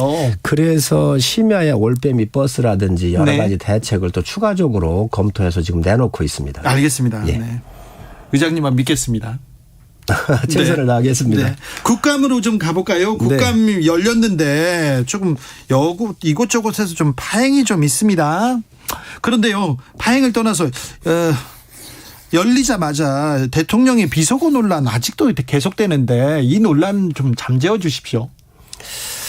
비속어 논란이 하는데 사실 이제 외교 참사라고 하는 시각에서 바라보는 거를 여당은 수용할 수가 없잖아요. 네. 어디가 외교 참사인가? 아니 외교를 했는데 비속어 논란에 다 붙였잖아요. 비속어 논란이라고 하는 것도 그렇습니다. 예. 지금 이제 두 가지 외교 참사냐 아니냐. 네. 그리고 언론에서 이것을 어떻게 보도했느냐. 최초 보도자가 잘한 거냐 못한 거냐. 이 문제에 대한 여당의 시각이 있고 예. 야당의 시각은 대통령이 왜 비속어를 썼느냐 이 시각적 차이가 있는 것 같아요. 예. 자, 비속어에 대한 썼느냐 안 썼느냐 이 문제가 나오는데 저도 그 부분에 대해서는 뭐 어쨌든 국민 정서나 여러 가지로 봤었을 때에 사적 공간에서 하신 말씀이잖아요. 그리고 시중에서 쓰시더는 뭐 XX 팔려 이런 말씀을 하신 건데 네, 좀 부적절하네요. 그런 부분들에 대해서 지적을 한다고 그러면 네. 좋습니다. 그러나 이 대한민국의 공공방송이 공영방송이 네. 이거 확인도 안 해놓고 전문가마다 다 틀린 이야기 아닙니까? 그런데 그거를 자막을 조작을 해가지고 내보냈거나 또 그거를 국무성이나 백악관에 보내가지고 대한민국 대통령이 자기들이 판단한 대로 이렇게 했다는데 너희 의견은 뭐냐 하고 묻는 거라든지 네. 이런 것들이 외교 참사인 거지요. 지금 언론 참사가 오히려 외교 참사가 아니라 언론 참사가 난 거 아니겠습니까? 외교 참사를 만든 겁니까? 언론 참사인 거지요. 언론 참사요? 그렇습니다. 실질적으로 뭐 전 정권 비판할 생각은 없지만 5년 내내 외교 참사 만들어놨던 거 아닌가요? 한일 관계 다 망쳐놨고 한미 관계 비걱거렸고 그리고 중국한테 친중국 정책으로 돌아갔지만 혼밥을 8끼나 먹고 오고 우리 언론인이 가서 얻어맞고 왔던 것 자체가 그런 것들이 외교 참사인 겁니다. 그래서 이런 부분들에 대해서 국정을 운영했었던 야당이기 때문에 서로들 이해할 수 있는 부분들인데 그저 뭐 하나 꼬투리 하나 잡아가지고 침소봉대하는 것은 전 바람직하지 않고요. 물론 여당도 책임이 있습니다. 정부 여당도 책임이 일정 부분이 없다고 안 하겠지만 그런 부분들이 너무 과하다는 거죠. 알겠습니다. 사적 공간은 아니었는데 아니죠. 다 공식적으로 끝나고 나가시다가 이제 말씀 나눈 거잖아요. 예. 그리고 그게 언론에 찍혔지만 그게 정말로 분석하기가 어려운 면들이 있습니다. 알겠습니다. 네. 그런데요, 이 문제가 이게 봉합이 안 되고 계속 왜 박진 외교부 장관은 뭐 해임 건의안이 통과됐어요. 그리고는 어제 외통위에서는 계속 이 박진 장관 퇴장 문제로 시끄러웠고요. 이 문제는 또 어떻게 풀어야 됩니까? 저는 해임 건의안 한 것은 야당이 과했다고 생각을 합니다. 과하다. 그렇습니다. 박진 장관이 뭘 잘못했지요? 그 대통령을 잘 못 모셨다. 이번에 외교 순방을 갔다 왔을 때 여러 가지 미숙한 점이 보였다. 이렇게 생각하는 것 같습니다. 뭐가 미숙하다는 거지요? 그렇게 잘한 건 없잖아요. 아니, 우리가 이걸 봐야 돼요. 네. 한일 관계에서도 네. 정말 3년여 만에 처음으로 정상 간의 만남이잖아요. 만났죠. 우리 태극기가 안 꽂았다고 그러는데 그럼 일본 태극기는 꽂아졌습니까? 일정기도 없었죠. 오고 가는 거예요. 먼저 왔었고, 네. 우리가 먼저 갔었고, 그 다음에 일본 수상이 왔고, 이번에 우리가 갈 차례 간 거예요. 그렇습니까? 그렇습니다. 그리한 거예요. 그리고 한미 관계에서도 오늘 미국에서 그 레타가 왔다 그래요. 네네. 자, 그래서 한국에서 우려하는 이 인플레 감축 법안 같은 경우 충분히 다 알고 있고 네. 검토하는 것 같아요. 그런 레타가 왔다고 그러는데 아니 그런 대통령의 48초를 만나더라도 실무자끼리 이러이런 얘기할 겁니다라고 사전에다 조율한 거예요. 예. 그리고 짧지만 그 이야기를 전달한 거거든요. 네. 최선을 다해서 하고 있는데 그저 그거를 무조건 뭐가 잘못됐다고 자꾸 이렇게 깎아내리는 것은 국가적으로도 부적절을 하고 네.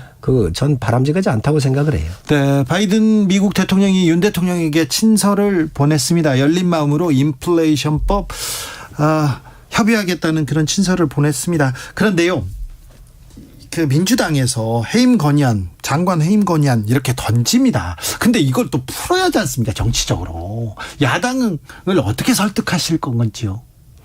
설득할 방법이 지금 뭐 없잖아요. 지금 완전히 여야가 아주 극한 상황으로 치닫고 있어서 이게 극한 상황이기 때문에 야당이 이걸 이렇게 내면 안 돼. 이거 내놓고 여야가 협상 시간을 가졌어야 되는데 협상하면서 민주당이 전혀 움직이지를 않은 거예요. 그렇기 때문에 이 사태가 왔는데 어차피 이 파스가 지나갔고요. 네. 대통령께서 받아들이지 않았기 때문에 이거는 일단락이 됐다고 보여집니다. 일단락이 된 겁니까? 저는 그렇게 보고 있습니다. 네. 감사원에서 문재인 전 대통령한테 서면 조사 통보했다가 민주당과 그 문재인 대통령 측에서 발끈했습니다. 이 문제는 어떻게 보시는지요? 성역이 없다라고 말씀하신 것은 문재인 대통령이십니다. 네. 그리고 대한민국 공직자가 공직 수행 중에 북한에 가가지고 총살당하고 시신이 불태워진 거 아닌가요? 네. 그에 관련된 22일 날 15시 30분경에 북한에 우리 공무원이 넘어갔다고 하는 걸 확인이 됐고요. 그로부터 NSC가 열린 것은 새벽 1시입니다. 네. 그런 과정에 있어서 이게 국가가 어떻게 움직여 갔는지 대통령은 누구로부터 보고를 받았고 보고받고 나서 어떤 조치를 했으며 그리고 대한민국 국민을 데려오기 위한 어떤 조치를 했는지에 대해서 지금 현재 감사원이 조사를 하면서 답해달라고 하는 것은 당연히 있을 수 있는 이야기입니다. 그거를 지금 거부한다는 건 전 있을 수 없는 일이라고 생각하고요. 문 대통령께서는 이제 일반 국민으로 돌아가신 거잖아요. 예. 재임 시절에 어떤 일을 했는지 어떤 노력을 했는지에 대해서 묻는 거거든요. 국민들이. 네.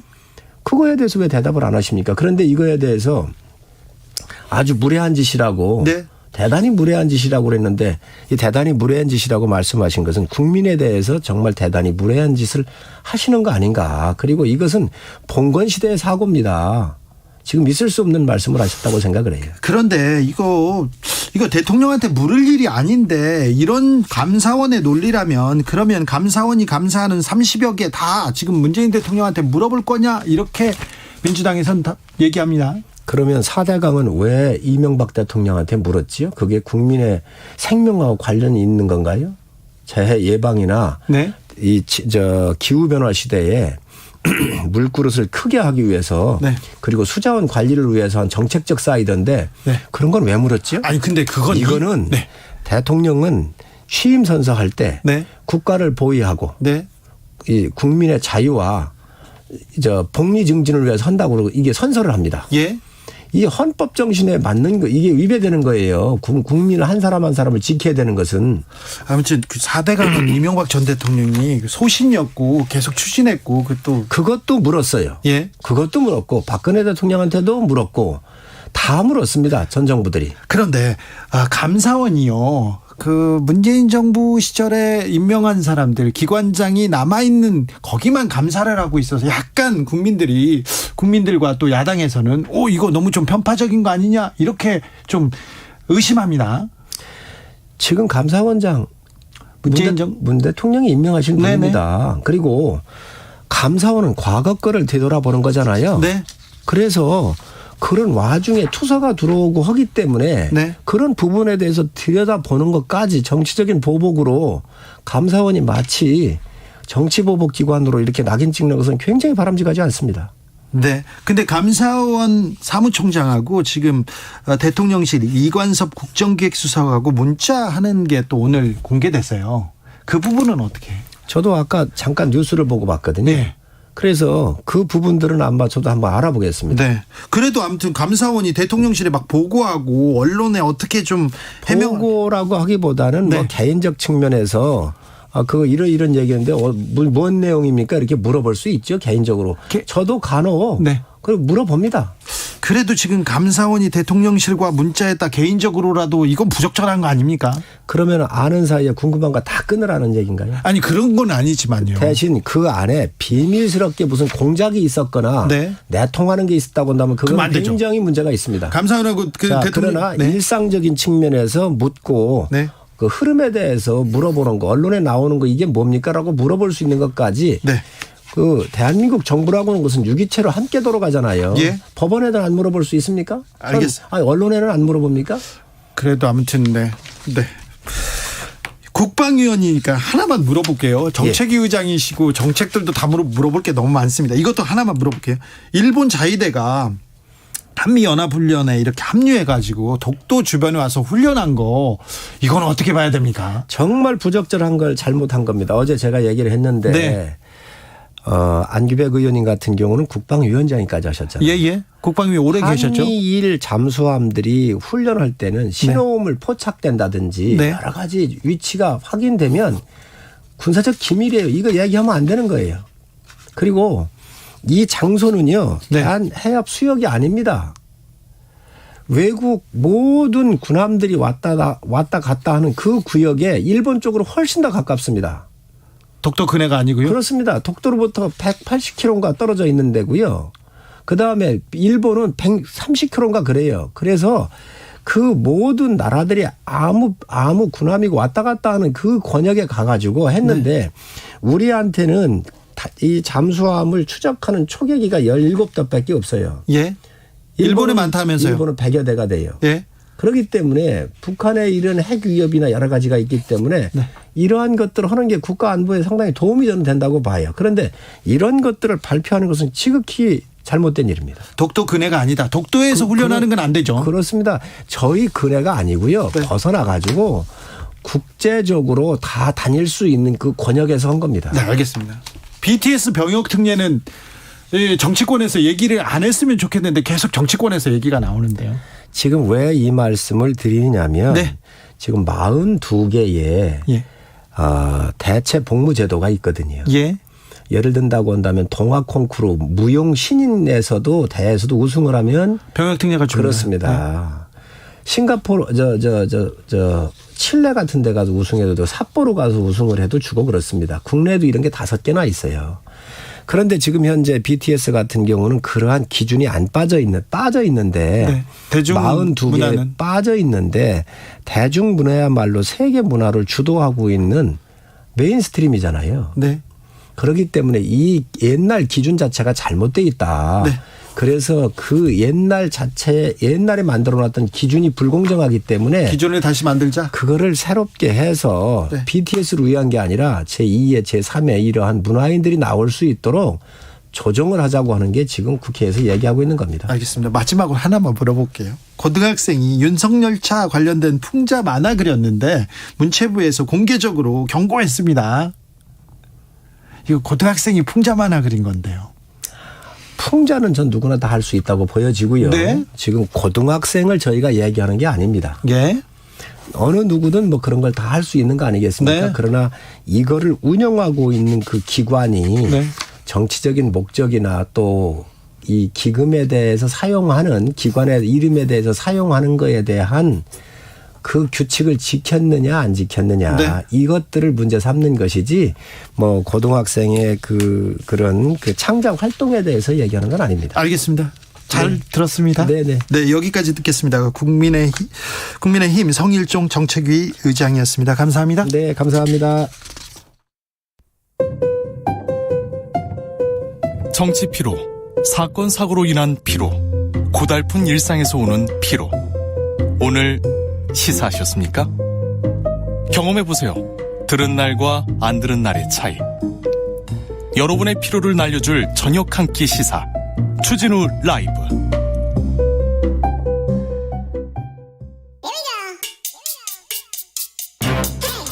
뉴스를 향한 진지한 고민 기자들의 수다.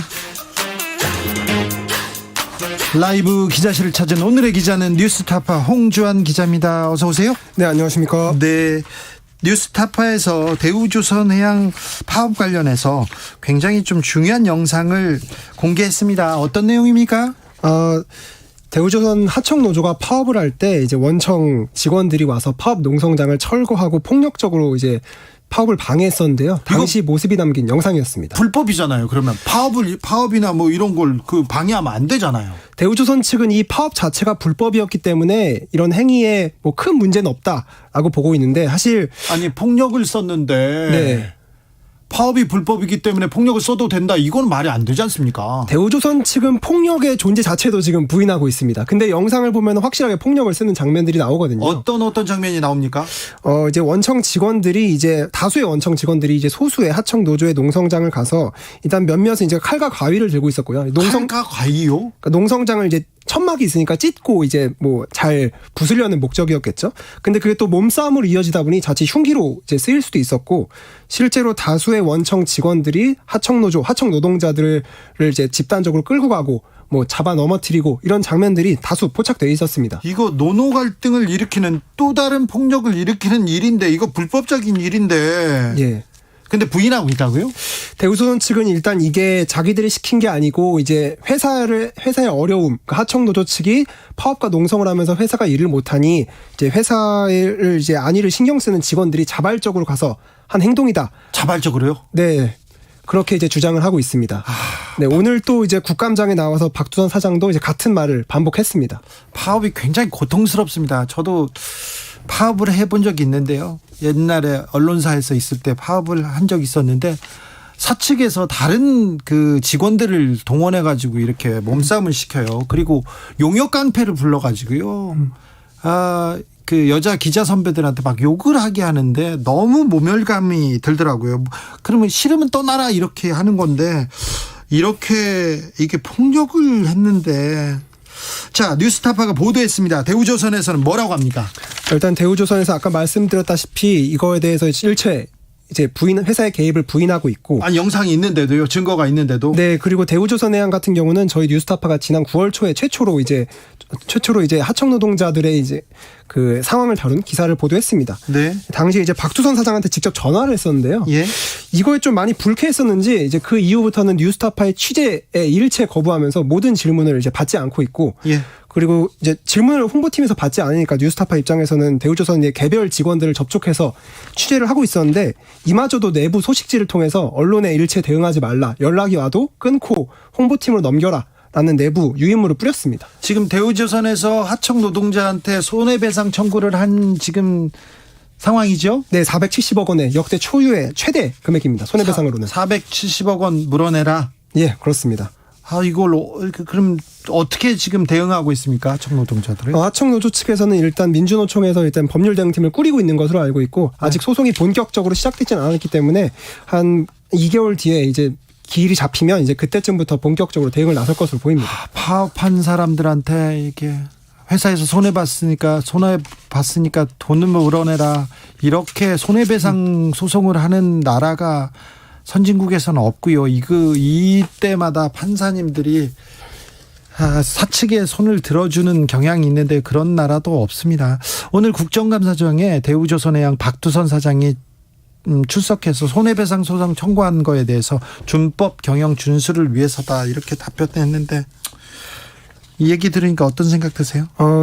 일단은 대우조선해양에서 또 다르게 했던 얘기가 손해배상 청구를 안 하면 배임이다. 회사에서 손해를 봤는데 그거를 이제 보전 안 하려고 하면 배임이다라고 주장을 했었는데 사실상 아무런 법적 검토도 없고 법률 자문도 없었던 자의적인 판단이었는데 이것을 계속 프레임화 시켰다는 것이 드러났습니다. 네, 이것도 물어볼게요.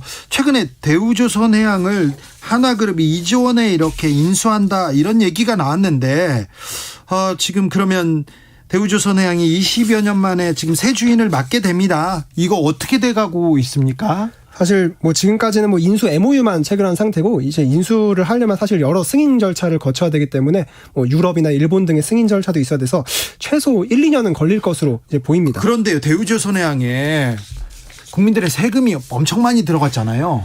지금까지 약 11조 원 들어간 것으로 추산되고 있습니다. 11조 원 들어가가지고 그 살려놓은 회사를 2조 원에 이렇게 넘긴다고요? 이거 좀 국민들은 납득하지 못하는 분들 많습니다. 그래서 헐값 매각이라는 얘기도 많이 나오는데 사실 대우조선해양이 그동안 대우 이제 조선업 불황기 때문에 회사 크기가 좀 작아진 건 사실인데 앞으로 또 수주 호황이 한 10년 동안 계속될 거라고 보이지 않습니까? 그럼 그때 또 회사의 몸집을 불려서 팔 수 있는데 사실상 제가 취재해본 산업은행은 이제 대우조선의 상황, 노동 환경 이런 거엔 관심 없고 빨리 매각하고 싶어 하는 데만 안달인 모양새였습니다. 그래서 그런 이유가 아니었나 생각됩니다. 네. 좀 조선업에 대해서 취재하면서 이렇게 좀 들여다봤을 거 아니에요? 네, 맞습니다. 조선업이 이렇게 우리나라의 기간 산업이기도 한데 하청과 원청이 이렇게 나누어져 있고 이중 구조고요. 노동자들 굉장히 하청 노동자들은 많이 다치거나 숨지기도 하고요. 좀 노동 구조를 좀 변화시킬 방법은 없을까요? 일단 대우조선해양 같은 경우는 이제 스스로 자신들이 이제 이거를 개선할 의향은 없다라고 저희 취재에서 밝혔는데 왜냐하면 이제 조선업이라는 게 이제 업앤다운이 있는데 다운할 때 그러면 이 사람들 다 어떻게 하냐라는 그래요. 그래서 우리는 그래서 이 사람들을 직고용할 수 없다라는 입장을 밝혔고 사실상 이거에 대해서는 그동안 노동계에서는 대우조선 같은 경우는 이제 합리적인 기성금 하청업체에 돈을 줄 때 합리적으로 줘라. 그동안은 너무 자의적 으로 줬기 때문에 이제 하청 노동자들의 임금도 이렇게 오르락 내리락 할 수밖에 없었던 상황을 호소하고 있는데 사실상 이 조선업계 전반에 대해서 원하청 간의 구조, 원하청 간의 이렇게 의존 구조에 대해서도 전반적인 분석이 필요할 것 같습니다. 일단 분석조차 안 되어 있어요. 오늘 국감에 출석한 이정식 노동부 장관은 조선업 고용 상황 개선할 전담팀 꾸리겠다고 말씀하셨습니다. 조금 정부 쪽에서도 좀 노력해 줘야 될 것 같습니다. 네, 맞습니다. 제가 취재한 이제 조선소 노동자들은 다 이렇게 말했어요. 다른 데 가면 돈 더 잘 버는데 왜 위험한 이곳으로 오겠냐.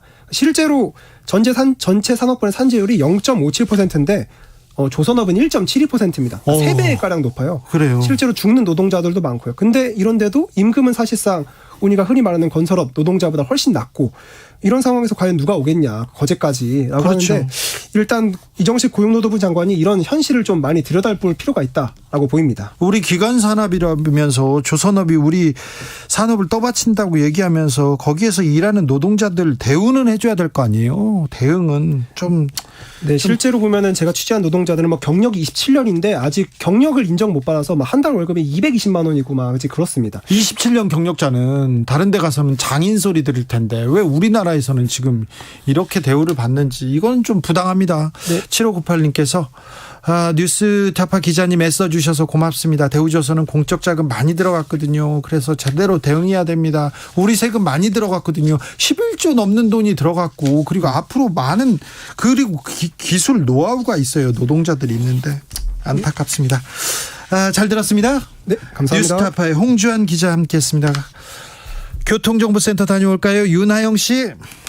네, 고속도로는 퇴근길 정체로 힘겹습니다. 가장 밀리는 곳은 수도권 제일순환고속도로인데요. 일산에서 판교 방향, 일산부터 송내까지 꽉 막혀 있습니다. 이 구간 지나는데 50분 이상 걸리겠고요. 구리에서 판교 쪽으로도 하남 일대에서 밀리고요. 송파부터 판교까지 정체입니다. 경부고속도로 서울 방향 안성 분기점부터 한남대교까지 대부분이 어려운데요.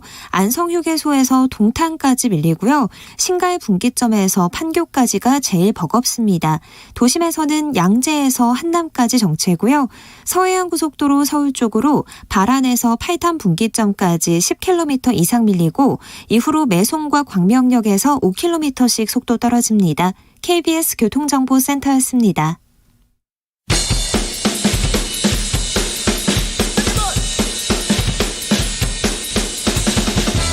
틱탁 틱탁 틱탁 현란한 입담의 환상 트리블 오늘 이 뉴스를 주목하라 이슈 티키타카. 머리끝부터 발끝까지 핫이슈 더 뜨겁게 이야기 나눠봅니다. 청코너 최진봉 성공회대 교수. 안녕하십니까, 최진봉입니다. 홍코너 김병민 국민의힘 비대위원 어서 오세요. 반갑습니다. 네. 북한의 미사일 도발 계속 이어집니다. 아이고 좀 잘 대응해야 되는데 잘 대응하고 있는지 모르는데 오늘 오발 사고라고 해야 되나요? 낙탄 사고 났습니다. 자, 장교 출신 최지봉 교수님. 심각한 문제죠. 심각합니까? 큰일 날 뻔했어요. 이게 만약에 진짜 아니인데 인명피해가 없어서 다행인데. 다행이다. 그거는. 이게 만약에 민가로 떨어지거나 옆에 있는 지역으로 떨어졌다고 생각을 해보세요. 어우, 아찔합니다. 그리고 어제 사건 터지고 나서 막 SNS에 엄청나게 글이 올라왔거든요. 어제 밤에요. 근데 언론의 보도도 안 되죠. 이게 뭔지 알려주질 않아. 그러니까 주민들 얼마나 불안했겠어요. 이게 네. 뭔 일이지 대체. 미사일이 뭔가 날아가다 떨어진 것 같은데 이게 북한에서 온 거야, 우리나라 거야. 막 이런 불안감이 커질 수밖에 없어요. 네. 그럼 빨리 알려줘야 돼요. 이거는 강릉에 있는 분들은 전쟁 난 줄 알았어. 그러니까요. 어제 11시 상황인데 오늘 언론 최초 보도는 7시였거든요. 그러니까 이게 엠바고가 있었다는 얘기까지 있는데 이러면 안 돼요. 이건 빨리 알려줘야 돼요. 무슨 일이 발생. 그래야 편안하게 잠을 잘 거 아니에요. 이게 예를 들면 이게 뭐 미사일 우리나라 발사했는데 잘못 떨어져서 그 군부대 안에 떨어졌고 인명피해 없고 지금 수습 중이다. 이러면 잘 텐데 그런 얘기도 아무것도 안 해주니까 이게 불안할 수밖에 없잖아요. 또 어떤 일이 또 터질 수도 있다고 생각도 들 거고. 예. 네, 그래서 권성동 전 원내대표 지역구가 강릉 아닙니까? 네. 관련된 상황에서 보다 신속하고 기민하게 대응하고 또 알릴 수 있는 내용들에 대해서 주민께 알려야 되는데 그러지 못했다라고 해서 여당의 의원임에도 불구하고 강하게 질타하지 않았습니까? 네. 여기에 대해서 앞으로도 이제 비슷한 상황이 재발되지 않도록 철저하게 관심을 갖고 지켜봐야 되고요. 이런 일들보다 더 중요한 것은 어쨌거나 북한에 계속되고 있는 도발이 있기 때문에 여기에 대한 대응들이 있게 되는 건데 미 핵항모가 본국으로 돌아가는 길에 이제 이런 상황들에 대해서 한미 간 의견을 교환하고 뱃머리를 돌리지 않았습니까? 앞으로 7차 핵실험이 이제 곧 감행되지 않겠는가 여러 가지 네. 예측들이 나오고 있는 상황이 있기 때문에 이런 안보 태세에 있어서 앞으로 해야 되는 여러 일들에 여야가 좀 힘을 합쳐야 됐다라는 말씀도 함께 드립니다. 네. 사고가 실수가 조금 잦아요. 아, 네. 이번 근데 안보에 관한 사고는 첫 번째 있었던 사고가 그랬어요. 네. 네, 어쨌든 그리고 이제 어쨌든 미사일 방어 체계가 제대로 작동하지 않고 있는 부분인데 한 부분 단면을 보여준 거잖아요. 이건 제가 볼 때 미사일 체계를 다시 한번 점검해야 된다. 이런 일이 또 다시 일어나면 안 되고 만약 이게 이제 실전이 아니었으니까 그렇지. 우리가 이제 대응 성격으로 미사일을 발사한 거지만 정말 미사일이 북한에 날라왔다고 하면 요격을 시켜야 되는 거잖아요. 예. 그런 부분에서 군 당국이나 우리 안보 당국이 제대로 점검을 다시 할 필요가 있다는 생각이 듭니다. 김희영님께서 국군 통수권자 수면에 방해돼서 보고 늦게 한 건 아니겠죠? 물어봅니다. 아니, 즉각적인 상황에서 아마 보고들이 다 있었을 텐데 아마 이 내용에 대한 혼란들을 가중해서 고민들이 있었던 것 같고요. 뭐 분명하게 지금 현재 상황에서도 문제를 제기하고 있는 만큼 같은 실수가 재발되지는 않을 거라 봅니다. 알겠습니다. 자, 국감이 열렸습니다. 근데 국감이 열리자마자 서해 공무원 피살 사건 관련해서 문재인 전 대통령에게 감사원에서 서면 조사한다 이 얘기 했더니 다 이 얘기만 하고 있어요. 오늘은 뉴스가 좀 들어가는 것 같은데요. 그래요? 어제부터 이제 새롭게 나오는 뉴스가 이스타 항공 관련되는 이 부정 채용 등의 이게 뭐 부기장이 실제로 관제탑이랑 제대로 송신도 할 줄 모르는 상태에서 부정 채용된 이런 뉴스들이 꽤 많이 회자되고. 아니 그건 대통령 문제고 여기는 지금 사기업 문제고요. 지금 이스타 먼저 치고 나왔어 지금. 예. 자 교수님. 예. 자 감사원이 지금 또 그러니까 감사원이 왜 하는지 이해를 못 하겠어요. 그래가지고 갑자기 오늘 아침에 또 취소했더라고요. 아 그래요? 네, 실익이 없어요. 취소하겠다고 그래요. 실익이 없을 줄 몰랐냐고요. 다 알잖아요. 아니 실익이 없다는 건 누구나 알 수 있는 얘기예요. 그걸 왜 저는 그래서 보여주기식이다. 문재인 대통령에 대한 망신 죽이고 뭔가 문재인 정부가 문제 있는 것처럼 보여주기 위한 정치적 행보가 아니면 어떻게 감사원이 이런 행동을 할 수 있을까. 안타깝다 이런 생각이 들어요. 김병민. 박범계 의원이 이제 시위하고 있었던 그 앞에 유족이 가서 피켓에 대해서 항의를 했던 모습들이 오늘 영상에 좀 잡혔더라고요. 이게 이제 유족이 없는 일이고 피해자가 없는 일이라면 그런 방식의 주장들이 설득력 있게 들릴지도 모르겠습니다. 근데 중요한 건 서해 차가운 앞바다에서 그 바닷가에서 대한민국 국민이 처참하게 죽임을 당했던 일이고요. 그 당시 유족에게 문재인 전 대통령이 편지를 보내서 사건의 진실 규명하는데 내가 직접 앞장서겠다 이렇게 얘기를 한 바 있지 않습니까? 예. 근데 그 진실이 규명되지 않았고 아주 간단한 사실관계를 이제 확인하면 되는 일들이 남아 있는데 그 일에 대해서 감사 협조들이 되지 않았기 때문에 감사를 마무리 짓기 전에 문재인 전 대통령이 물어보는 거죠. 군 통수권자로서 그 위급하고 긴급한 상황에서 과연 어떤 보고를 받았고 그 골든타임에 무슨 행동을 했는지 그거 물어보는 게 그렇게 심대할 정도로 정치적인 위협을 강화하는 행위입니까? 전 이해하기가 어렵습니다. 그러니까 감사원이 저는 이렇게 생각해요. 1차적으로 감사를 들어가고 착수한 것도 상당히 의문이 있어요. 지금 언론사 보도에 따르면 감사위원회 전체 회의를 통하지 않고 감사원장이 일방적으로 직권으로 그걸 시작한 것도 문제라고 지금 논의가 되고 지적이 되고 있는 상황이고요. 네. 이 감사 같은 경우에 이제 일반적으로 감사 계획 같은 걸 보고하고 감사위원회에서 결정한 사항에 대해서 감사를 하는 게 일반적입니다. 그리고 이제 만약에 직권으로 감사원장이 하려면 현직 공무원들에서는 그럴 수 있어요. 그런데 전직 대통령에 대해서 감사를 하면서 예컨대 회의도 안 하고 감사원장이 일방적으로 할 수 있는지도 의문이고 두 번째는 이게 국정원장 그다음에 안보실장 두 사람에 대한 조사도 안 끝났어요. 그런데 그걸 갑자기 대통령한테 질문을 한다. 그게 무슨 의미인지도 잘 모르겠어요. 국정원장 안보실장 감사에 대해서 감사 협조 안 한 것 아니겠습니까? 문재인 전 대통령도 감사 협조를 안 하겠다고 얘기를 했기 때문에 더 이상 강제적으로 진행할 수 있는 방법은 없는 것이죠. 하지만 사실관계에 대해서 감사를 마무리 짓기 전에 물을 거는 물어야 됐기 때문에 거기에 대한 객관적인 사실 진실 규명을 요청했다 이렇게 볼 수 있는 것이고요. 윤석열 정부 들어서 감사원이 너무 조금 편향됐다. 너무 나선다. 그리고 전 정권에 대해서 전위대 역할을 한다. 뭐 이런 얘기는 어떻게 생각하세요? 그런 주장들이 있긴 한데 윤석열 정부 출범한 지 한 4개월 조금 남짓 지나지 않았습니까? 그러니까 현 정부의 잘못된 문제들도 묻고 따지면서 형평성을 가져야 되는데 왜 전 정부만 감사원이 나섰느냐라는 얘기들이 있는데요. 아니 과거의 일을 뭐 감사하는 거기 때문에 그렇죠. 그런데 그러니까 예를 들어서 지금 시점이 정권 출범하고 한 1년 정도 지났다면 정권 출범 후 한 1년 정도가 지나서 여러 문제들이 있는데 여기에 대한 감사는 하나도 하지 않고 전 정부 혹은 전 정권에서 감사가 3번, 4번까지 있었던 것까지 또 감사가 들어가게 된다면 정치적인 감사가 아니냐 주장될 수도 있겠는데 그게 지난 문재인 정부 때 한 3번 정도 감사가 있었던 4대강 감사를 다시 또 감사했던 일들이 최근에 회자가 되더라고요. 그러니까 이런 거예요. 일반적으로 보면 감사원에서 감사를 하고 그 내용 가지고 검찰에 이제 수사 의뢰를 하거나 이래가지고 검찰에 수사를 하는 거잖아요. 지금 보면 두 군데서 다 하고 있어요. 검찰도 하고 있잖아요. 네. 검찰 수사를 하고 있는 상황이에요. 같은 사안에 대해서 감사원까지 나서가지고 감사를 하겠다고 해서 또 감사를 하고 있습니다. 이 두 가지가 한꺼번에 일어나는 경우도 극히 이례적인 일이에요. 그러니까 예를 들면 감사원에서 먼저 조사를 하고 그 조사 내용에서 강제 수사권이 없으니까 부족한 부분을 검찰에 해달라고 수사 의뢰할 수는 있지만 그리고 지금 하고 있는데 감사원이 나서가지고 뜬금없이 대통령한테 갑자기 질의서를 던지는 것 자체가 저는 의문이라는 생각이 들고 사실은 검찰에서 2번이나 영장 받아가지고 대통령 기록관실도 다 압수수색했어요. 대통령이 무슨 말인지 거기 다 나와 있을 거예요. 좀 쉬었다 가겠습니다. 최지봉 교수는 48초 안에 이슈를 한 30개는 얘기할 수 있을 것 같아요. 너무 이렇게 랩을 좀 속사포 랩을 해가지고 그런데 감사원 사무총장이 대통령실 수석한테 이렇게 보고하고 이거는 좀 부적절하죠. 보호 필름 안 붙였다면서요? 네, 부적절하네요. 최근에 이제 핫한 논란의 중심에 있는 사람이 사무총장 아닙니까?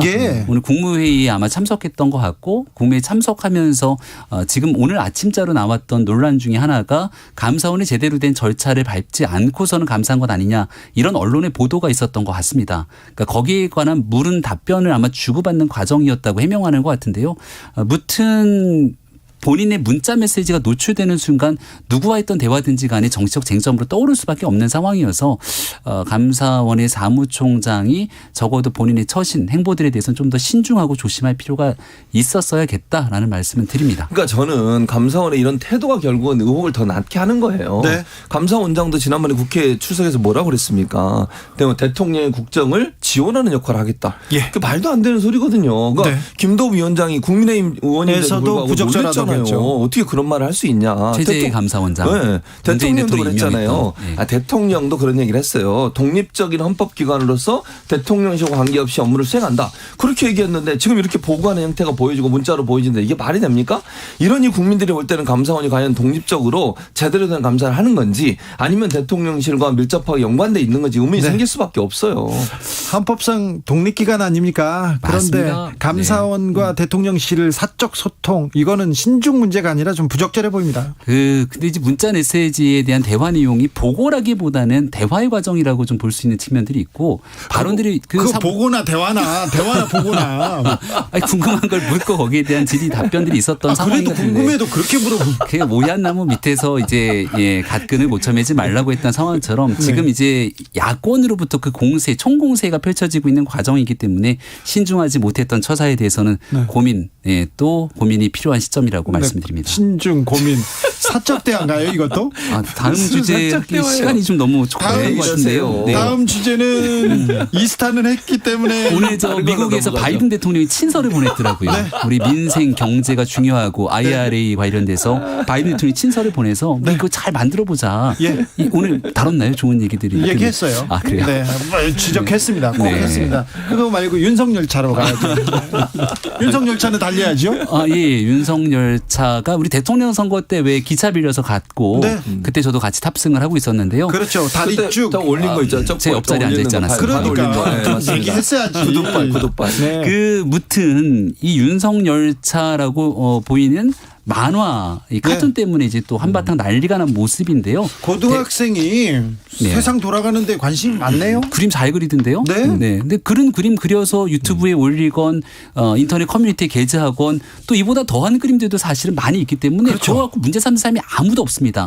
예를 들어서 인터넷에 들어가 갖고 있는 커뮤니티에 이재명 대표랑 영화 아수라에 있는 내용들이 비슷하다 해서 이 내용을 막 만들어서 올린다고 누가 그걸 법적으로 문제를 삼겠습니까? 표현의 자유겠죠. 네. 대신 이런 내용들이 부천시에 부천시의 재단법인으로 있는 이 기관에서 공모전을 거치고 공모전이 이제 수상을 하게 되는 과정을 정치적으로 딱 봐도 문제가 될 법한 내용들을 수상되는 과정들에 대해서는 이건 좀 신중을 기할 필요가 있다 이런 생각이 들고요.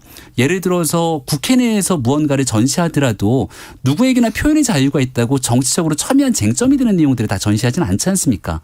과거에 박근혜 전 대통령과 여성을 합성시켰던 더러운 잠이라고 하는 내용들을 쭉 전시했다가 논란이 커져서 처리했던 적도 있는데 표현의 자유는 누구나 중요합니다. 얼마든지 용이될 수 있고요. 다만 그 내용을 공적인 자리에서 정치적 중립이 요하게 되는 부분들 또 수상에 대한 선정 과정 속에서까지 이 내용들을 끌고 가야 되는지는 또 다른 영역이라는 얘기도 함께 드립니다. 아니 이거 표현의 자유하고 지금 연결하는 것도 좀 이해가 안 되는데 기본적으로 저 고등학생이 본인의 생각과 또 본인이 느끼는 감정을 그림이나 만화로 카툰으로 그렸다. 이건 전혀 문제가 안 돼요. 지금 김명민 의원이 되지 않습니다. 그럼 수상하는 게 왜 문제냐는 거죠. 이게 예를 들면 사회적 물의를 일으킨 건 문체부예요.